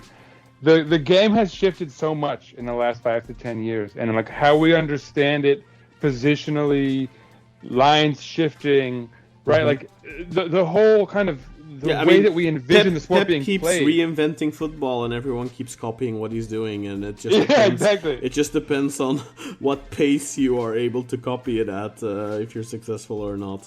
Yeah, but like the ethos that he applies, like Klopp does it as well, right? It's not. It's that kind of like the ability to like reimagine positions, right? And like what roles are within those positions. And so it's true, like the game has moved so fast in that direction, and certain former players, whatever they are, certain people in the game some of them have been quick to adapt with that, and you're seeing them find success in various leagues and roles around the world. But we have yet to really see that in Turkey. And I think like there was a question, like maybe Farioli was in the infancy, stages of doing that with Alanyaspor before he got snapped up. And he's been fairly successful in France. someone was like, "Oh, Yeah, they're down in fifth he's place," doing but a like good fifth job. place is not bad for what is it, Rennes or whatever, right? Like, or Nice, I forget what side he's on. But either way, like the point being that we've really yet to see someone get a like prolonged stint in Turkey with this modern ethos where they can potentially bring a club forward. I agree with Kartal. Like that could be. How awesome would it be if we were first? You know, like I don't know. Maybe that's very wishful thinking, but. And a name I would like to throw in the hat, because it hasn't been mentioned yet, but what do you guys think of Andrea Pirlo? Because he's had the experience now in Turkey. He did actually, he started off with a really tough job, I thought, and I think he was made to look a little bit not the greatest in the beginning. But now, after that, he took up and he was doing a good job. And he is actually doing quite a good job in Italy now as well with Sampdoria. Interesting. So wasn't he in like New York too, or that was for his playing career? Right? That wasn't his playing career, yeah. Yeah. So I mean, you know, he knows the league. He knows Turkish football a little bit. He is a young coach and Italian. Yeah, I mean, maybe not the most. Maybe not. I mean, I don't know. Like the football he played at Karagümrük was certainly not bad. So I mean, just a name I want to throw out there. But Andrea Pirlo, that wouldn't be the weirdest name, I think. I'm a sucker for those guys whose like ability on the pitch instantaneously gives them the full respect of the locker room, right? And so like a Van Nistelrooy, Van Bronckhorst. Certainly Pirlo. I mean, I don't know how those two even. I don't know how what the expectations are at Sampdoria right now. I know they're going through a tough time because they have some issues with their former owner and stuff like that. So I believe they are in Serie B right now. So he has 1.49 points per game. That is not super impressive, so I'm not sure what the realistic expectations for Sampdoria are this season. Realistically, you'd expect them to promote, but not if they're going through like dire straits. But yeah, they're going through a tough period because of that, I believe. But I'm not clued in enough to know, so I'm not sure whether if he is considered to be doing a good job or not. I'm not sure, but like that's just the name I wanted to put out there because he did do a decent job at the Karagümrük, I thought. Yeah, I mean, it earned him a return back to Italy at least. Could be interesting. I mean, it's definitely of a certain profile. He's a young really coach. Argue with. You know, he has a big name. And like he's shown a degree of dynamism, not just as a player, but I think even as a coach, right? He's trying to play a certain way, a more modern way. No. I was just checking out. They are currently in... they're not even in the top 5 in the Serie B. Let me have a look. Sampdoria are in 8th position right now. With 44 points from 33 games. -1 I don't think... goal differential. I don't think Pirlo would be my first choice, so to speak, but I wouldn't hate it. I wouldn't hate it at all. But just spitball. I remember last season. It's a good idea. Last season when we played Karagümrük away, it was when Şenol Güneş had came back by that point. I actually remember we drew one each, but I remember thinking that Pirlo completely got the better of Şenol Güneş tactically in that game. I remember that. His defensive, see the way he laid his team out. It just made it impossible for us to do anything offensively. And I just thought that he's really got this team well drilled. And that was very different from the first half of the season when we played them under Val and we completely destroyed them. Yeah, but I also think that was different. That was like him kind of settling in as well, I think. And I think that's probably because early on point, right? he struggled, but I think he did a good job afterwards. Yeah, no, exactly. That was my point. I was. Yeah. Go ahead, sorry, Kaan. I was just saying that was my point. Like, he did struggle at the start, but by the time it came round to playing them the second time, I saw a very well drilled team that was definitely well coached. So Yeah, but it's definitely a positive for him. The only question mark I'd have is he's not had that success with a team like that's expected to win the league or of our scale, and then thereabouts. Yeah, because obviously he was at Juventus and it was a disaster. He was the coach that ended like the 9-year run as champions, and then obviously after that it came to Ankaragücü, where he done a decent job, but again he's not expected to win anything. So I'd maybe want him to see him do fairly well at a team that's expected to be at the top end of a league before he'd be maybe my first or second choice. But I don't think it would be a terrible appointment at all. No. Yeah, and I think that was kind of like the end of an era for Juve too. So they were, right, kind of supposed to take a step backwards, right? Like that was a sort of transitory phase. But I think nonetheless, at the time it was viewed as almost a scandal that he didn't win the league, because it was almost a given for them, like how it is for Bayern, you know.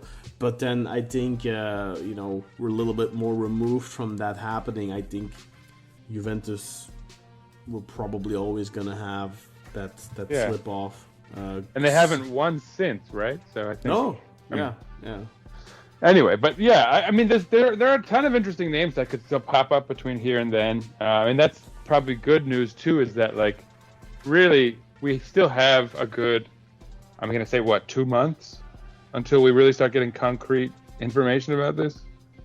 Is that right? 2 months? How much longer do we have to this damn season is over? Yeah, the end of May. Like a month and a half, I guess, right?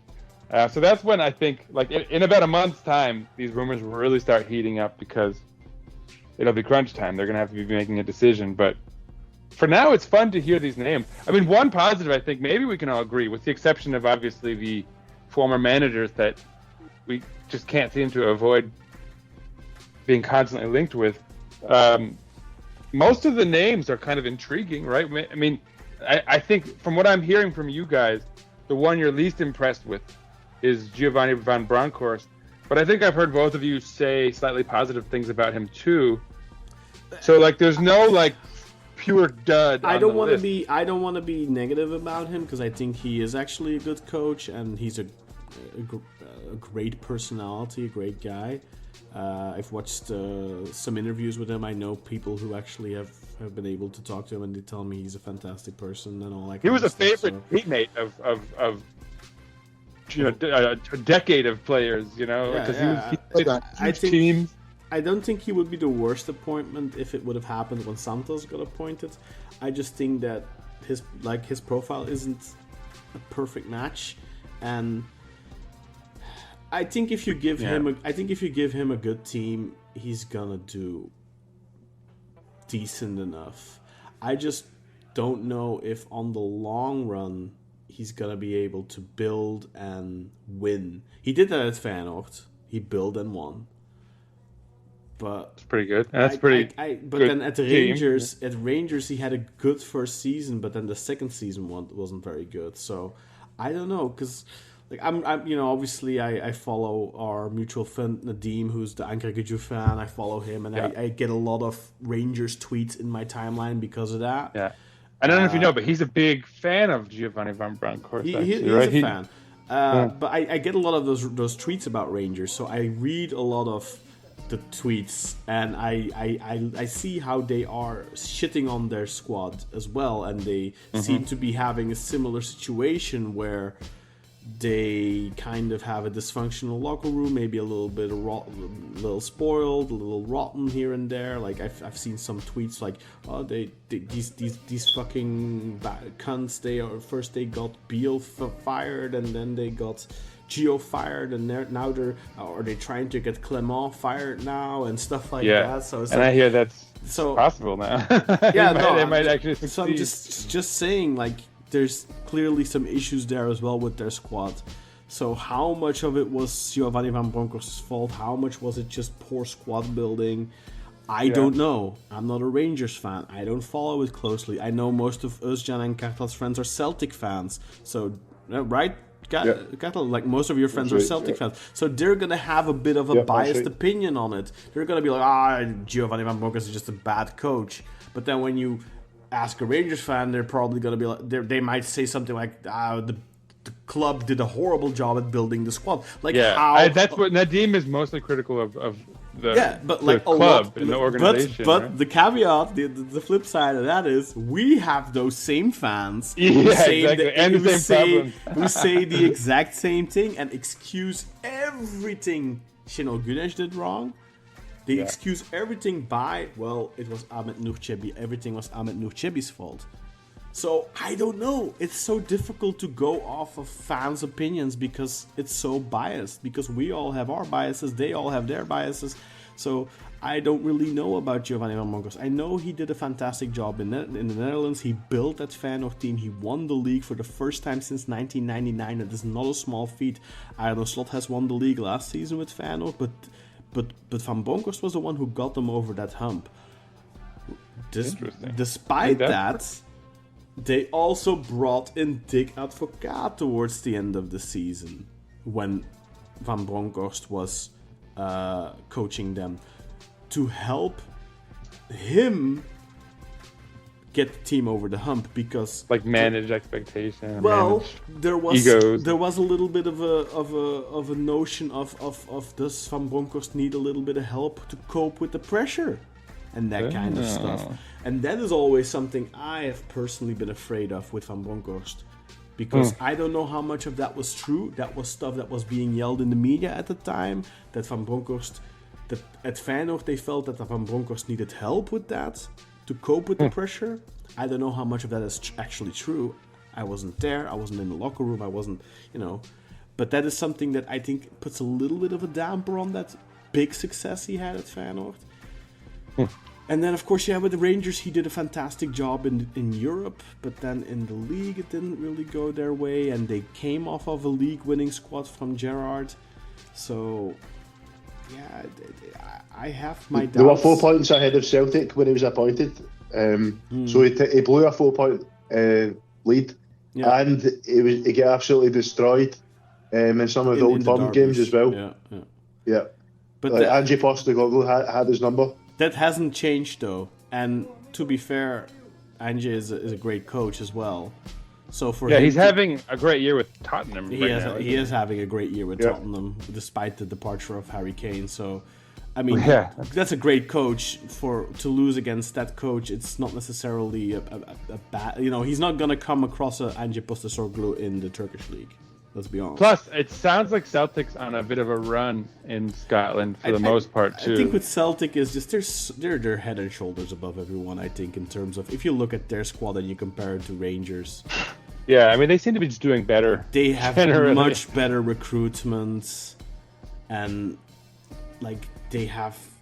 their squad just looks better. If I look at the Rangers squad, there's not other than maybe Tavernier, who I hear is having a bad season. But, other than Tavernier, I don't know which one of those players I would genuinely want at Beşiktaş right now. And I have to say, not right now. Not right now. That's a bad statement. But for next season, is there anyone in that squad that you would say I would gladly sacrifice the foreigner spot for that player? No. No, see? And Celtic, I'm sure there's a bunch, right? There's a few. I know a few offhand. And that's, I gotta say, Kartal, I'm in the land of the football plastic, right? The United States. We're up there with, China and the Saudis as far as, right? But so, I have to say, I'll see the occasional Celtic jersey here. You never see Rangers here. Celtic is, as far as, yeah, but isn't that also because of the big Irish contingent in That's spot on. That's correct, Ken. Yeah, exactly. That's correct. Yeah. Because I don't, in New York, not really, because especially to be honest, no, you guys would be surprised. The Irish American community is that's bigger Boston thing. Boston. I guess the Celtics, right? yeah, exactly. And Philly, that's a Philly thing too, a little bit. And here, so the Italian and Irish American populations have largely moved to the suburbs, or there's some neighborhoods where you find more of them. But the Celtic fans are usually, ironically, it's Asian kids. Yeah, but that has an explanation as well. The Japanese connection, exactly. No, but that's kind of what I mean. Is I think they're doing better, and some of that is because of the moves they've made, right? The players they've brought in, who are finding success there and who are very popular. But so that anyway, the result is that like Rangers does not have a presence here in the U.S., whereas Celtic less does. so, at least. We don't. I mean, I'm sure there's plenty of Rangers fans, but it's a big country. Oh, sure. I'm sure there's probably even like a bar I know to what you watch mean. Rangers games, Yeah. but there's like a few that do Celtic. So I don't know. That's the difference, I guess, right? Like on a very superficial level, Celtic seems to be, in a period of success. But I just want to say, I just want to say, like, I don't necessarily think that not being able to win the Scottish League against Celtic is necessarily a detriment to a coach. Like, for example, Philippe Clement, I know him really well. I think he's a great coach, and for him not to win the Scottish League this season, I don't know. I'm not surprised by that. He didn't build this team to begin with, and then for Van Bronckhorst, I don't know. I don't know enough about Scottish football really at all to judge it properly. But I don't know. I think for me, from the outside looking in, Celtic just looks like the beast to beat. It's more like not as bad as in Germany, but it's kind of the Bayern München of the Scottish League over the last 15 years or so, ever since Rangers got relegated, and even before that, because they had the whole Henrik Larsson period where they were absolutely unstoppable. So in the 2000s, I think it's not going out of a big limb to say that Celtic or the Galatasaray of Scottish football. Yeah, for sure. They have dominated Scottish football probably more than Galatasaray have dominated Turkish football. So it's the same kind of in Turkey where Beşiktaş beating Galatasaray it's gonna happen when we're good, but when we're, you know what I mean, like in a title race, like we have in the last 20 years, how many titles do we have? We have 5 titles, and they have in the last 20 years, they have what, like 10, 11, something like that. I was gonna say like 12, probably. Something ridiculous. They have, and it's. I think there's the same thing with Rangers. They're probably more the Beşiktaş of Scotland, whereas Celtic are the Galatasaray of Scotland at the moment. So with Giovanni Van Bronckhorst, I don't know. I don't think it would be the worst appointment in the world, but I'm kind of afraid that it would end badly. I have much less confidence in Van Bronckhorst succeeding than I have in Ernesto Valverde, for example. Although I don't know about Spanish coaches either, but they don't do too well in Turkey. But I don't know. There's a first for everything. I think if you're gonna take a big risk on a young coach, it really needs to be a Ruud van Nistelrooy type, where it's a risk because of the lack of experience, but the potential rewards are really big. I don't think the potential rewards on Van Bronckhorst are that big, because what I see as the rewards are, it's not just winning something, it's also entertaining the fans, bringing the fans back to the stadium. I want to see a packed house every other week when we play at home. I don't want to see 10,000, 15,000 empty seats. I don't want to reestablish our culture. We need to have 40,000 people or 38,000 people in the stadium every home game, not 25 or 30, And I think the only way to do that, to bring them back, if you're not winning stuff, is by attractive football. And with Van Nistelrooy, at least you would expect you're gonna get that. With Van Bronckhorst, you're not gonna get this football terrorism bullshit. But you're not gonna get the most attractive football either, I think. Although you never know if the puzzle pieces fit and you get a good team together and you get a couple of big players, like Alex de Souza, for example. Like Christophe Daum wasn't known for playing amazingly attractive football either. But when you have someone like Alex, or or even Van Hooijdonk, who didn't make the team play amazing, but he was spectacular because of his free kicks and just how clinical he was and that kind of stuff. Like, if you have that talismanic player that can bring Quaresma can bring fans to the stadium too. So there's different ways of bringing fans back into the fold, and there's certainly many ways in which Van Bronckhorst could be successful. But I think that if you have maybe not the most talented squad in the league, you're probably better off with a coach that is able to squeeze really good football out of maybe a little bit less ripe oranges. If you know what I mean? And I think then a Van Nistelrooy is a better candidate. Valverde, I don't know. It's those types of Zoran, was it Mamic? Mamic, But you imagine Mamic in Croatia and also in the sandbox had really good squads. Like in Croatia, he will have had the best squads. He will have had the best squad. And then when he went to the Arabs, not necessarily the best squad, but he will have had expensive. Up there, Al Hilal is it's one of the three, they're right? dominating Saudi football. So I don't know enough about him, but I've been talking for a long time. Sorry. No. I mean, I think we should probably wrap it up just because it's a long episode already. But I think we've covered our bases as far as everything.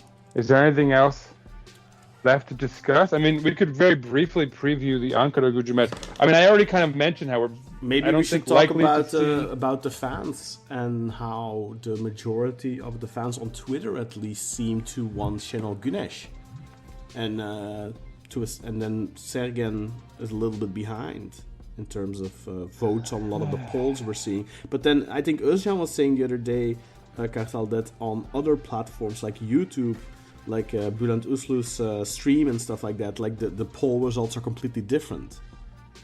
Yeah, which makes sense. Yeah, that's correct. On Bülent Uslu's polls, Sergen is actually ahead, and then in second place you have like foreign coach, because normally, because obviously there's quite a lot of candidates that have been mentioned as a foreign coach, they'll put that as an option. So they'll have Sergen as number one, a foreign coach at 2, and then İlhan Palut is 3, and Şenol Güneş actually done very poorly in Bülent Uslu's polls. That's very interesting. I love that poll. I love that. God, I hate that I have this rep as like the Şenol hater because nobody. I mean, I am. There's no doubt. Right now, no, but like I'm not in the grand scope of things, right? Like the dude's a freaking legend. He's probably, if not the best coach we've ever had, number 2. What he's accomplished for us can't be scoffed at. It can't be diminished. It's the most successful coach in the modern era. Yeah, and the only reason I might have Lucescu above him is because he didn't get the chance to maybe do more. But like, I really respect what he was when he was doing what he was doing well for us, right? Because at that time he was the best Turkish manager in the country, I thought. But again, right, like the point that we've recently made about how we've all witnessed this epic shift. Epic, EPOCH, that right? Like we've gone to a new age of football, and Şenol is one of so many managers, right? Like Fernando Santos is another one, but Fatih Terim. There are so many managers who have had so much success in their careers and who just can't quite adapt to what's happening now. And like it's so easy to game plan if you're able to play with shifting lines and you're able to kind of envision guys playing different positionally based on your opponent, and kind of you're willing to do like advanced statistical analysis and all this stuff. It's so easy to coach against someone who's playing a static way, right? Who's just gonna go out, play the way they play every week without questioning or without tweaking. It's too easy to game plan against managers of that ilk in this day and age. So I'm not against Şenol Güneş's like legacy, right? I'm simply against who he is now in the world of football, right? But in the world of football that exists today, right? Because that's the world we have to operate in, whether we want to or not, you know? Like, we all want to be nostalgic and kind of go back to 2015, whatever. But, like, we don't have a time machine. And, like, we have to deal with reality as it is in front of us, right? So that's it. Like, that's my only thing on Şenol Güneş. Like, he's just not the man for the job in 2024. Kartal, do you think that this last stint that Şenol Güneş now has had, do you think that is definitively enough proof that we shouldn't be looking at him anymore, or do you agree to an extent with some of the Şenol-coholics or Şenol-sexuals, I think they call them. Şenol-sexuals and Sergen-coholics. I think that's how they say it, right? Or do you see their argument as well? He didn't get a fair shake because he was basically almost sabotaged. Obviously not on purposely sabotaged, but just due to the sheer incompetence of the previous board. He didn't get a fair chance. Do you agree with that notion? Because I think your brother, who's more of a Şenol sexual than you are, definitely takes that to an extent. I think, although Özcan also doesn't think he should be coming back, but he defends him a lot more than you do. Yeah, for sure. Right. What? This is my honest opinion on the matter. I think in Turkey, if Şenol Güneş had a team that was built ready for success and was a very good squad, I think Şenol Güneş would still maybe have the potential to make that team champions in Turkey. Yeah. But on the other side of the coin, I think Şenol Güneş, even with a good squad, would probably get embarrassed in Europe. And that because of the evolution of the game that we've been talking about. I don't know but about that. The reality is, Beşiktaş needs a builder just now. Yeah. And one thing Şenol Güneş has never been is a builder. Yeah. Şenol Güneş, who we had that beautiful spell in his first stint, that came off the back of some very solid foundations being built from Sanit Aylaba and then from Slaven Village. Three years of preparing. I mean, if you look at the core of that team, Olcay Şahan, Oğuzhan Özyakup, Cenk Tosun, who am I missing? Feli was already kind of out of the picture at the time, right? Yeah, Tolga. Tolga. But like the skeleton of that team, that we had a lot of young Turks like Gökhan Töre, like Oğuzhan, Olcay, who wasn't necessarily young, but we had a lot of good domestic talent that wasn't ready yet the previous couple of years, but they were coming into form. Exactly, like Oğuzhan was coming into his prime years and Gökhan Töre was coming into his prime years. I think those two were really important in that first championship. And of course, on top of that, you had the magnificent Mario Gomez, who brought that winning mentality that we so sorely lacked the previous season. Because I think, the argument was made recently in our group chat, like maybe if we would have had a stadium, Slaven Bilic could have won the league already, and that's certainly a possibility. But I think that, and I still am a big fan of Dembaba, but I think the difference between Dembaba and Mario Gomez was also really big. Not necessarily in terms of quality. I think Dembaba was a really good player, and I know what you mean. They're not super far apart. Mario Gomez had an elite winning mentality, and he managed to bring that into the team, transfer it to some of the younger players like Oğuzhan, like Gökhan, and then Quaresma came into the fold as well. So we had two big winners in Quaresma and Mario Gomez. That really put us over the top, but we can't forget we were up against a Fenerbahce side at the time that on paper was the favorite to win the league. We were not the favorites. But Şenol Güneş did not construct that team. He had a fully revved up engine, and he got to put a little bit of extra oil in that with Quaresma and Mario Gomez to make it run even smoother. But he didn't build the engine. And I fully agree with you that he's not a builder, and he never has been, in my opinion. I mean, the success he has had with Trabzonspor in the past, that was also foundations laid by Samet Aybaba. That's funny. In the mid 2000s, that was. And then in the 90s, I'm not quite sure. Because he was also there in the 90s, almost won the league in 97, I think. And I'm not sure who built that squad. Maybe Şenol Güneş did or not. I'm not sure. I don't think he did, but I'm not sure.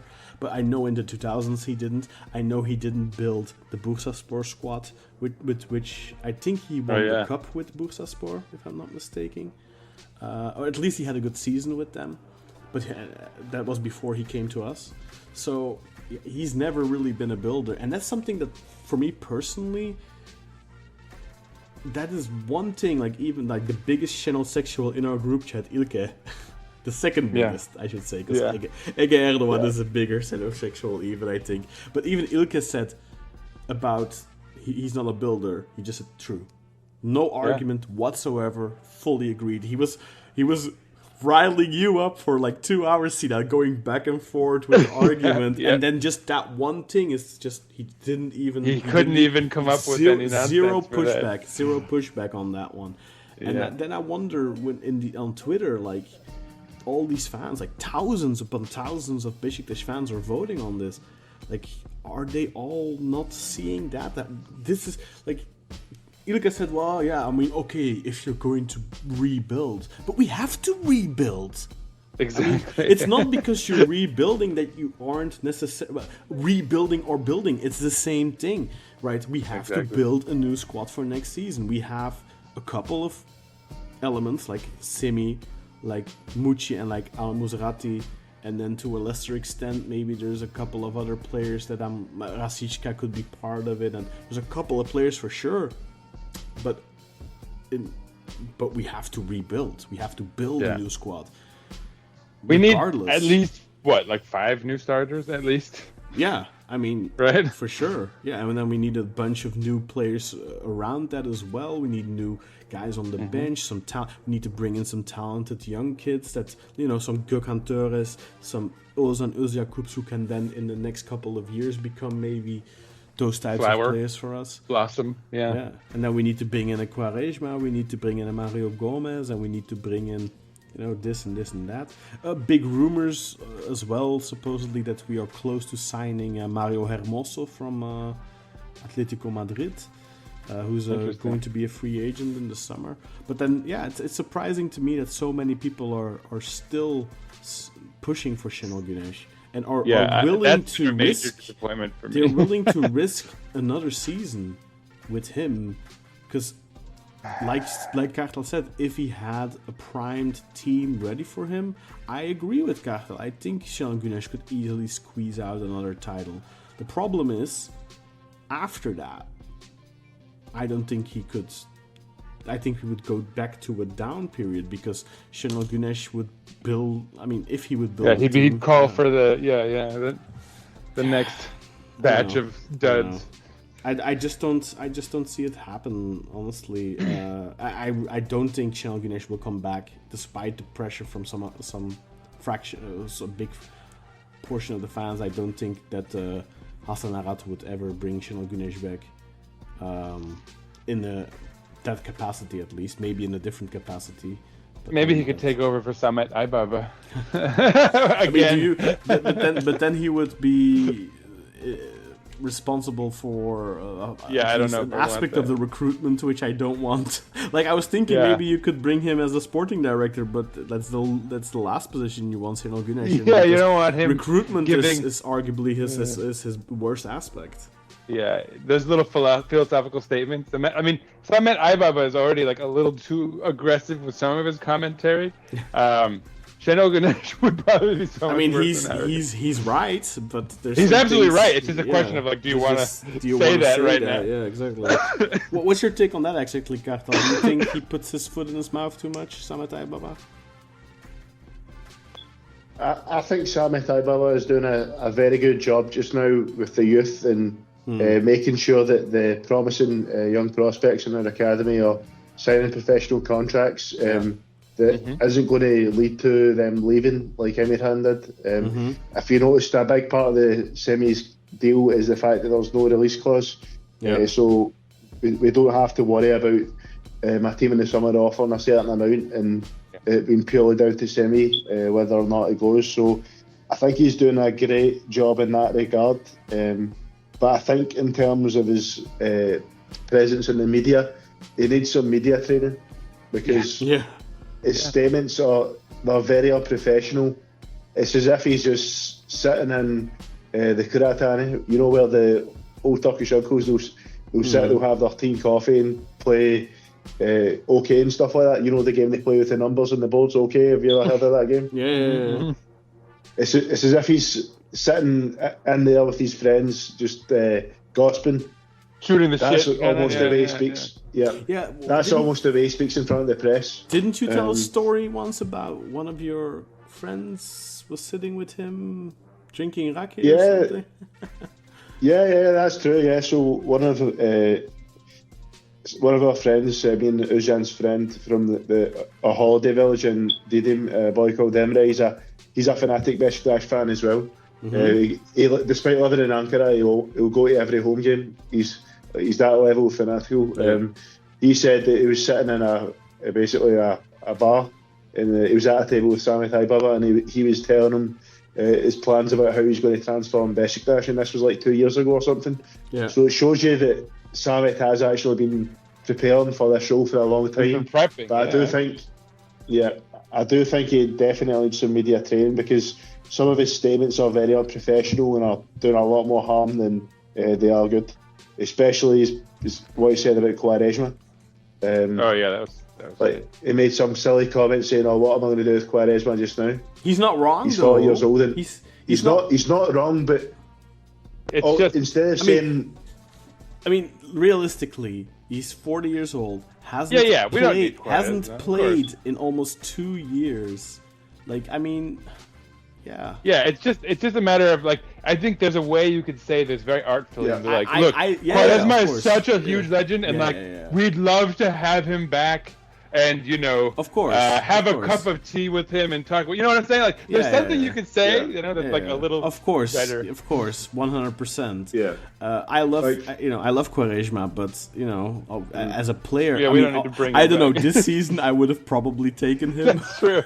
I was actually. You know what? This is actually one last point I want to make on before we close up shop here, but. You guys were talking about Ghazal and how he should probably be playing because, we kind of lack that people on the wing. It is actually quite bizarre that we lost Nathan Redmond, replaced him with Rebic, and then when Rebic blew up and we kind of knew that wasn't going anywhere, we didn't do anything about that in the winter. We didn't get rid of him, or at the very least replace him. We spent 22 million euros. Yeah, that's true. I guess we were on the cusp of signing Basaksehir, so yeah, that would have been good, I guess. Basaksehir, sorry. Well, I mean, clearly though, like going into this summer, right? We need a winger and we need a striker. Like at the top of the list, is that fair to say? I mean, what? It depends on what role Semi's gonna fill, right? I think you could probably. But even if, let's say you keep Semi on the wing, you still need another one, right? I don't think we're because even if Rashica earns that spot opposite him, you'd like someone challenging. Really, technically, both. You could of them, bring right? in two really good wingers and bring Umut Nair, and then have Semi and Umut as the strikers, and Mustafa Hekimola as the third option, and then have really good wingers. One goal-scoring winger, one creator, and then Rashica as a, rotation player. Right. I mean, something could like do that. But I mean, I think it's clear we need a winger, a striker. If you bring a really good striker, I'm a little concerned that will push Semi to the wayside, which I don't think they will do because I think they are very aware of what they have with Semi. I think that if you bring in a striker, it's because you're like, all right, so then Semi is starting on the left wing. If you bring in a winger, then it's like, okay, we're starting Semi as striker. Whatever, however that plays out, I think it's like, what's the best player you can get? Is he a winger or is he a striker? And then you make that other decision based on that. I'm not entirely sure. I do hope, however, that if we're following this model, Al Musrati Mucci model of spending big on a couple players, I hope that the winger / striker is like priority number one. It's a good model to have when you have a really good team in place already, and you only have to, you only have to like bring in like 3-4 players in the summer, and then maybe like 1 or 2 in the winter, and you gradually move and transform your team, like allow them, so you don't ever really need to rebuild because you're constantly in motion, kind of like Real Madrid, like how they do it. And we need a right back. We need a right back. I mean, we're gonna central defender. The talks right now are 15 players are gonna leave and 15 new ones are gonna come in. But obviously, when you bring in 15 players, it could be 5 really good starters and then 10 younger players and maybe a couple of domestic transfers and that kind of stuff. But we're not going to be in a position where we can say, oh, we're just going to spend big on 3 guys and that's it, because we have to change so much. Okay, so let's establish this before we part ways. What are the priorities? Like what are the starting positions we're replacing this summer? So you guys already kind of put it out there that we're probably going to get another central midfielder, right? You guys were like, Jedson's probably gone or whatever. Right back, that's obvious. Central defender, I think sadly we're back on the market for a number like 7,008. Striker / winger, so that's 4 definite starters, right? I think we're probably going to have to need a new left back as well, to be honest. I don't know if I can trust Masuaku to be fit for a full season after this season. Oh yeah, for sure. The fitness issue, huh? So that's 5. Oof. Yep. I think we definitely need a start. We need a starting centre back for sure, but I think we need 2 as well. I think we need one for depth as well, or maybe even 2 starting centre backs. My opinion on how fit type is. I think Kartal, Kartal, you're with me on this though. I think Montero. Bring back Montero. I really like Montero, Sinan, but just based off of the amount of coaches that thought he's not good enough, I don't know how likely it is. I just meant as the second one. To be honest. I meant as the second one, but no, you're right. Now that I think about it, with all the foreigners we're already talking about having on our bench. How many coaches really thought that though? Yeah, it's because I think Sergen liked him enough. I think. Yeah, played a bunch. And then who came after Sergen? Chenel, I guess, wasn't a fan. But Chenel also, Chenel isn't a fan of many players, right? Yeah, he's got his favorites. He's got his faves. I never, ever since Milosevic and Mitrovic, I never trust Chenel with young foreign central backs. Like, don't trust him. Yeah. I mean, in general, I think it, especially when he's got a guy in a position that he considers one of his favorites, like, it's almost impossible to unseat one of his guys. I'd love to see Montero get a proper chance, but I don't know if that's realistic.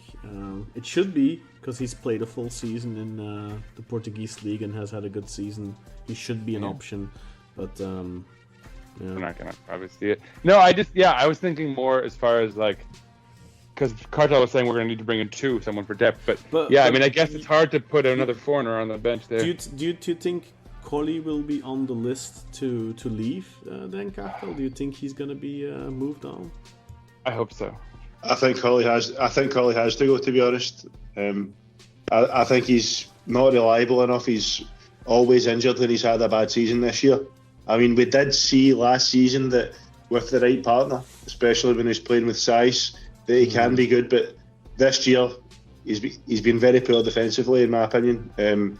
He loses his position a lot. He's made quite a few mistakes in quite a lot of games, and to go along with that, he's often injured as well. So, and you need to remember he's 31, 32 years old. So, I think if we can, ideally, it'd be good to move him on.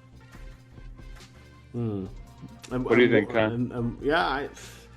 I think that to minimize the amount of recruitment you need in that area, you probably keep him one more season. I think then his contract is also up at the end of that season.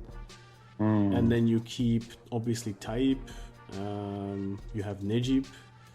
and then you bring in a big defender, big name defender, well, whatever, like for example, someone like Hermoso, and then maybe play Taib and Hermoso as your ideal center pairing, and then have Koli as an option, Nejib as an option, but then we're already moving in a position then then you already have one foreign central back on the bench.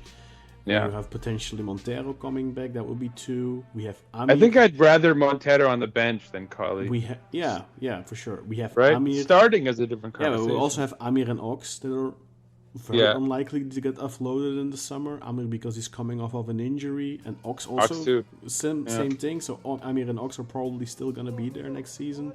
So that's already 2 players, foreigners, that are probably going to be on the bench or in the rotation. Then you have Svensson, who is he gonna be moved on?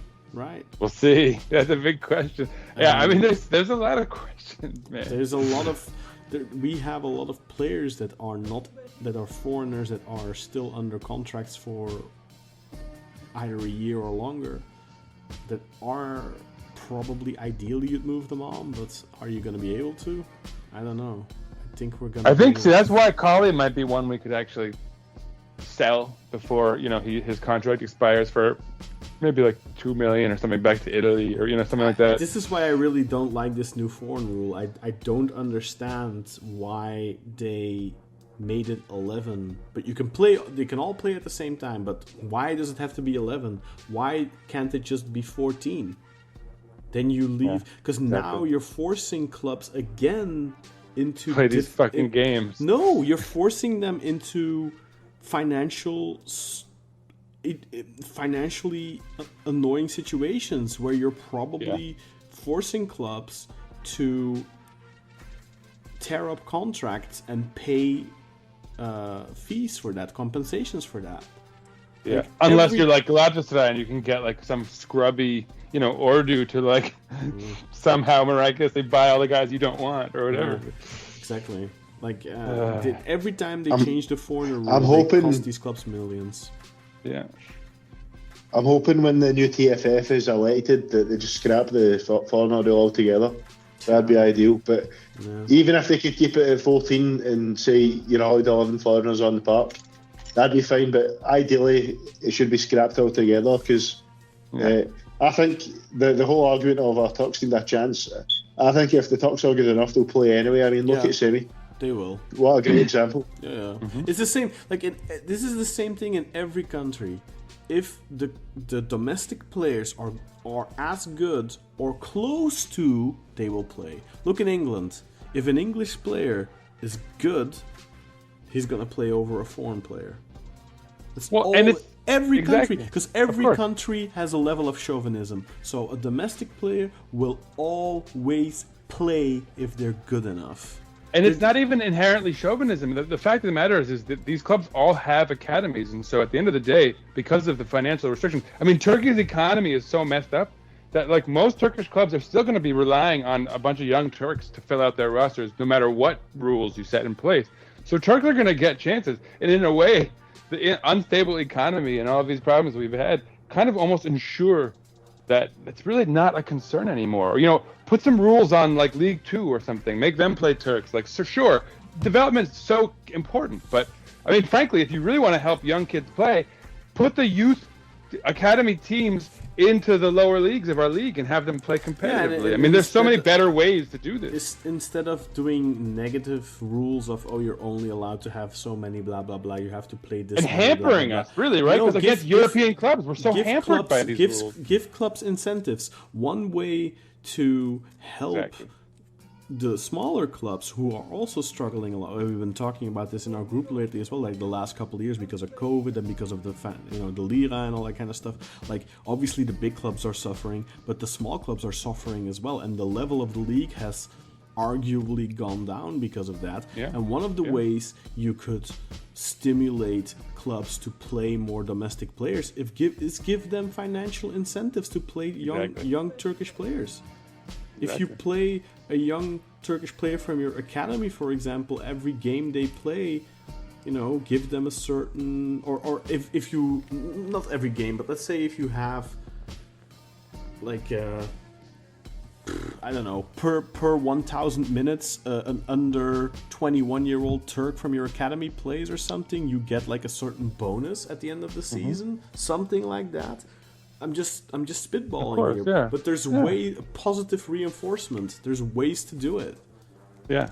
Yeah, and that's Exactly. and don't make the money as big that the big clubs are gonna be forced to do it, because otherwise they're gonna get behind. But make it big enough for it to, for a smaller club to have an incentive to do it. Yeah, exactly. And it needs to be not so big that they're going to sacrifice their results for it, but it needs to be big enough for it to be worth, for it to still be an incentive. Like, you have to find that balance, but there's ways about it, instead of always coming up with these stupid foreigner rules that don't make any sense, because and if you change them every fucking 5 years as well, you're constantly fucking clubs over. Like, look at Zainutino, for example. We paid what we paid for him only because of the Mavi card. I like Zainutino. I think he's a fine player for rotation. I think he's a great squad player for rotation. But if he didn't have the Mavi card, his value, that is now, I think, justified at 4.5 million, given the context, I think his value goes down to 2 million or something like that. It goes down in half. He doesn't. Yeah. He's not a 5 million player at that point. And what did they do? They removed this rule, and now he becomes, when his contract is up initially, after that period, he's gonna count as a foreigner. So on the long road, he is significantly devalued because of that. And that is just, again, one swift decision by the TFF, and suddenly one of your players his value is cut in half. Yeah, it's ridiculous. TFF needs to get their act together for sure. I mean, they're the biggest thing holding back Turkish football, ironically. The federation tasked with improving it is the thing holding it back. But that's a much larger conversation. I think we could probably do a whole episode on that. Yeah. Did you guys see that Hakan Gündoğan tweet that Özcan linked earlier with that Mehmet Büyükeşki is going to run for president again and has like the support of like 140 delegates or something like that from lower league clubs and some super league clubs and bullshit like that. I mean, I hope to God it's a lie, because if that happens, then I lose. Who would support that creep, man? Come on. Galatasaray will support them. Of course, yeah. They're doing great. Well, I think we should probably wrap this thing up, huh? It's a long episode. Yeah, we have been going for a while. Kartal, thank you very much for joining us, man. It's been a pleasure. You should come on more often. Yeah. I will do. It was a pleasure to be on. How's the sound? Is it okay? It's okay. Yeah, it sounds pretty terrible. It's not a studio quality mic, but it's okay. It's not the worst. Yeah, it's just my earbuds. Earlier, I don't know if you guys heard it. I kept hearing something like every 10, 15 seconds, a beep or something, but I haven't heard it for a while, so it must have, I don't know what it was. That. Like yes. that. Did you hear That. Yeah, that. Yes, that. Oh, I think, the battery needs changed in my fire alarm. So I think. Hey, be careful, man. That's dangerous. Okay, change that. Change that fucking battery. That's annoying as hell.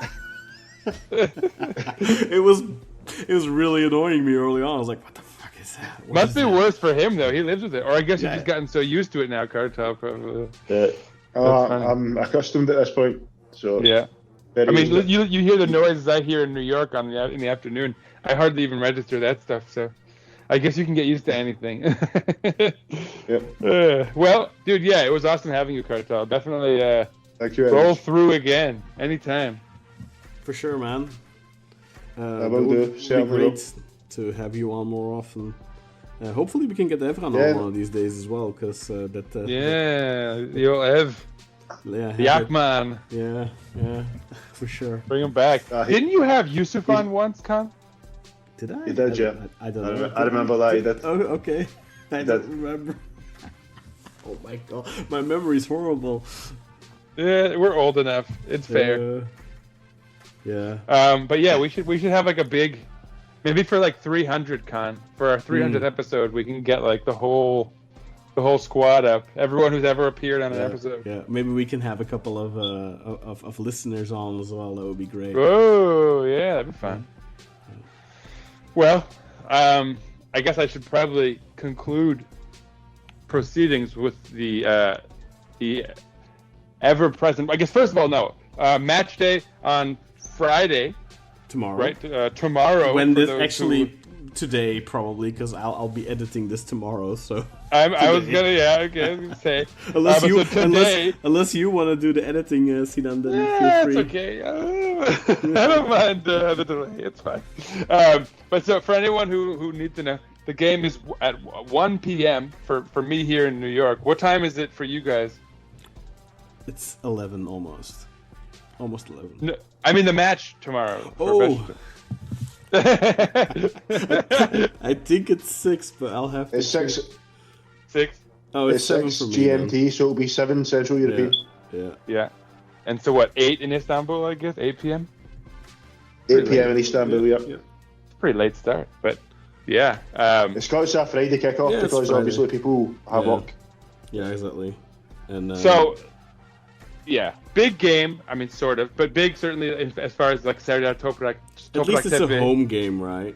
Yeah, that's right. Good. I hope people really fill up the stadium to warmly greet Topraktepe season. Definitely. I think the only chance of that happening if Sergen or Şenol Güneş would be the coach. I think. Sadly, they'd fill it up for one game and then for one match and then be dispirited and then stay home. But so good luck to Beşiktaş, to all of us tomorrow, obviously. Also, for those of you who support any sort of basketball team out there, I hope your team loses if you're not a Knicks fan, and I hope the Knicks win the championship. Here we go. And of course, and this is probably the most important thing to mention, let's go Beşiktaş!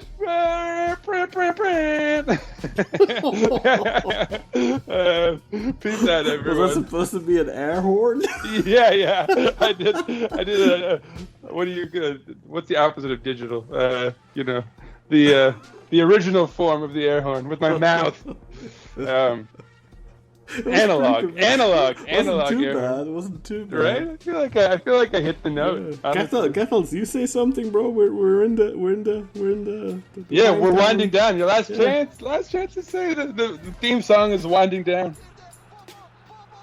Just hopefully we have a nice closing to the season. Inshallah, we'll win the Turkish Cup.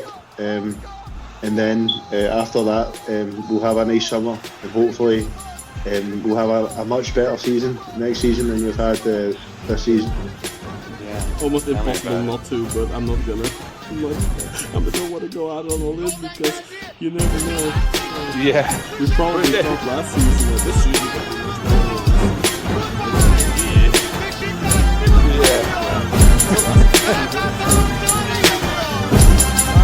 I think last said whatever. Benek was going to penalty. Probably.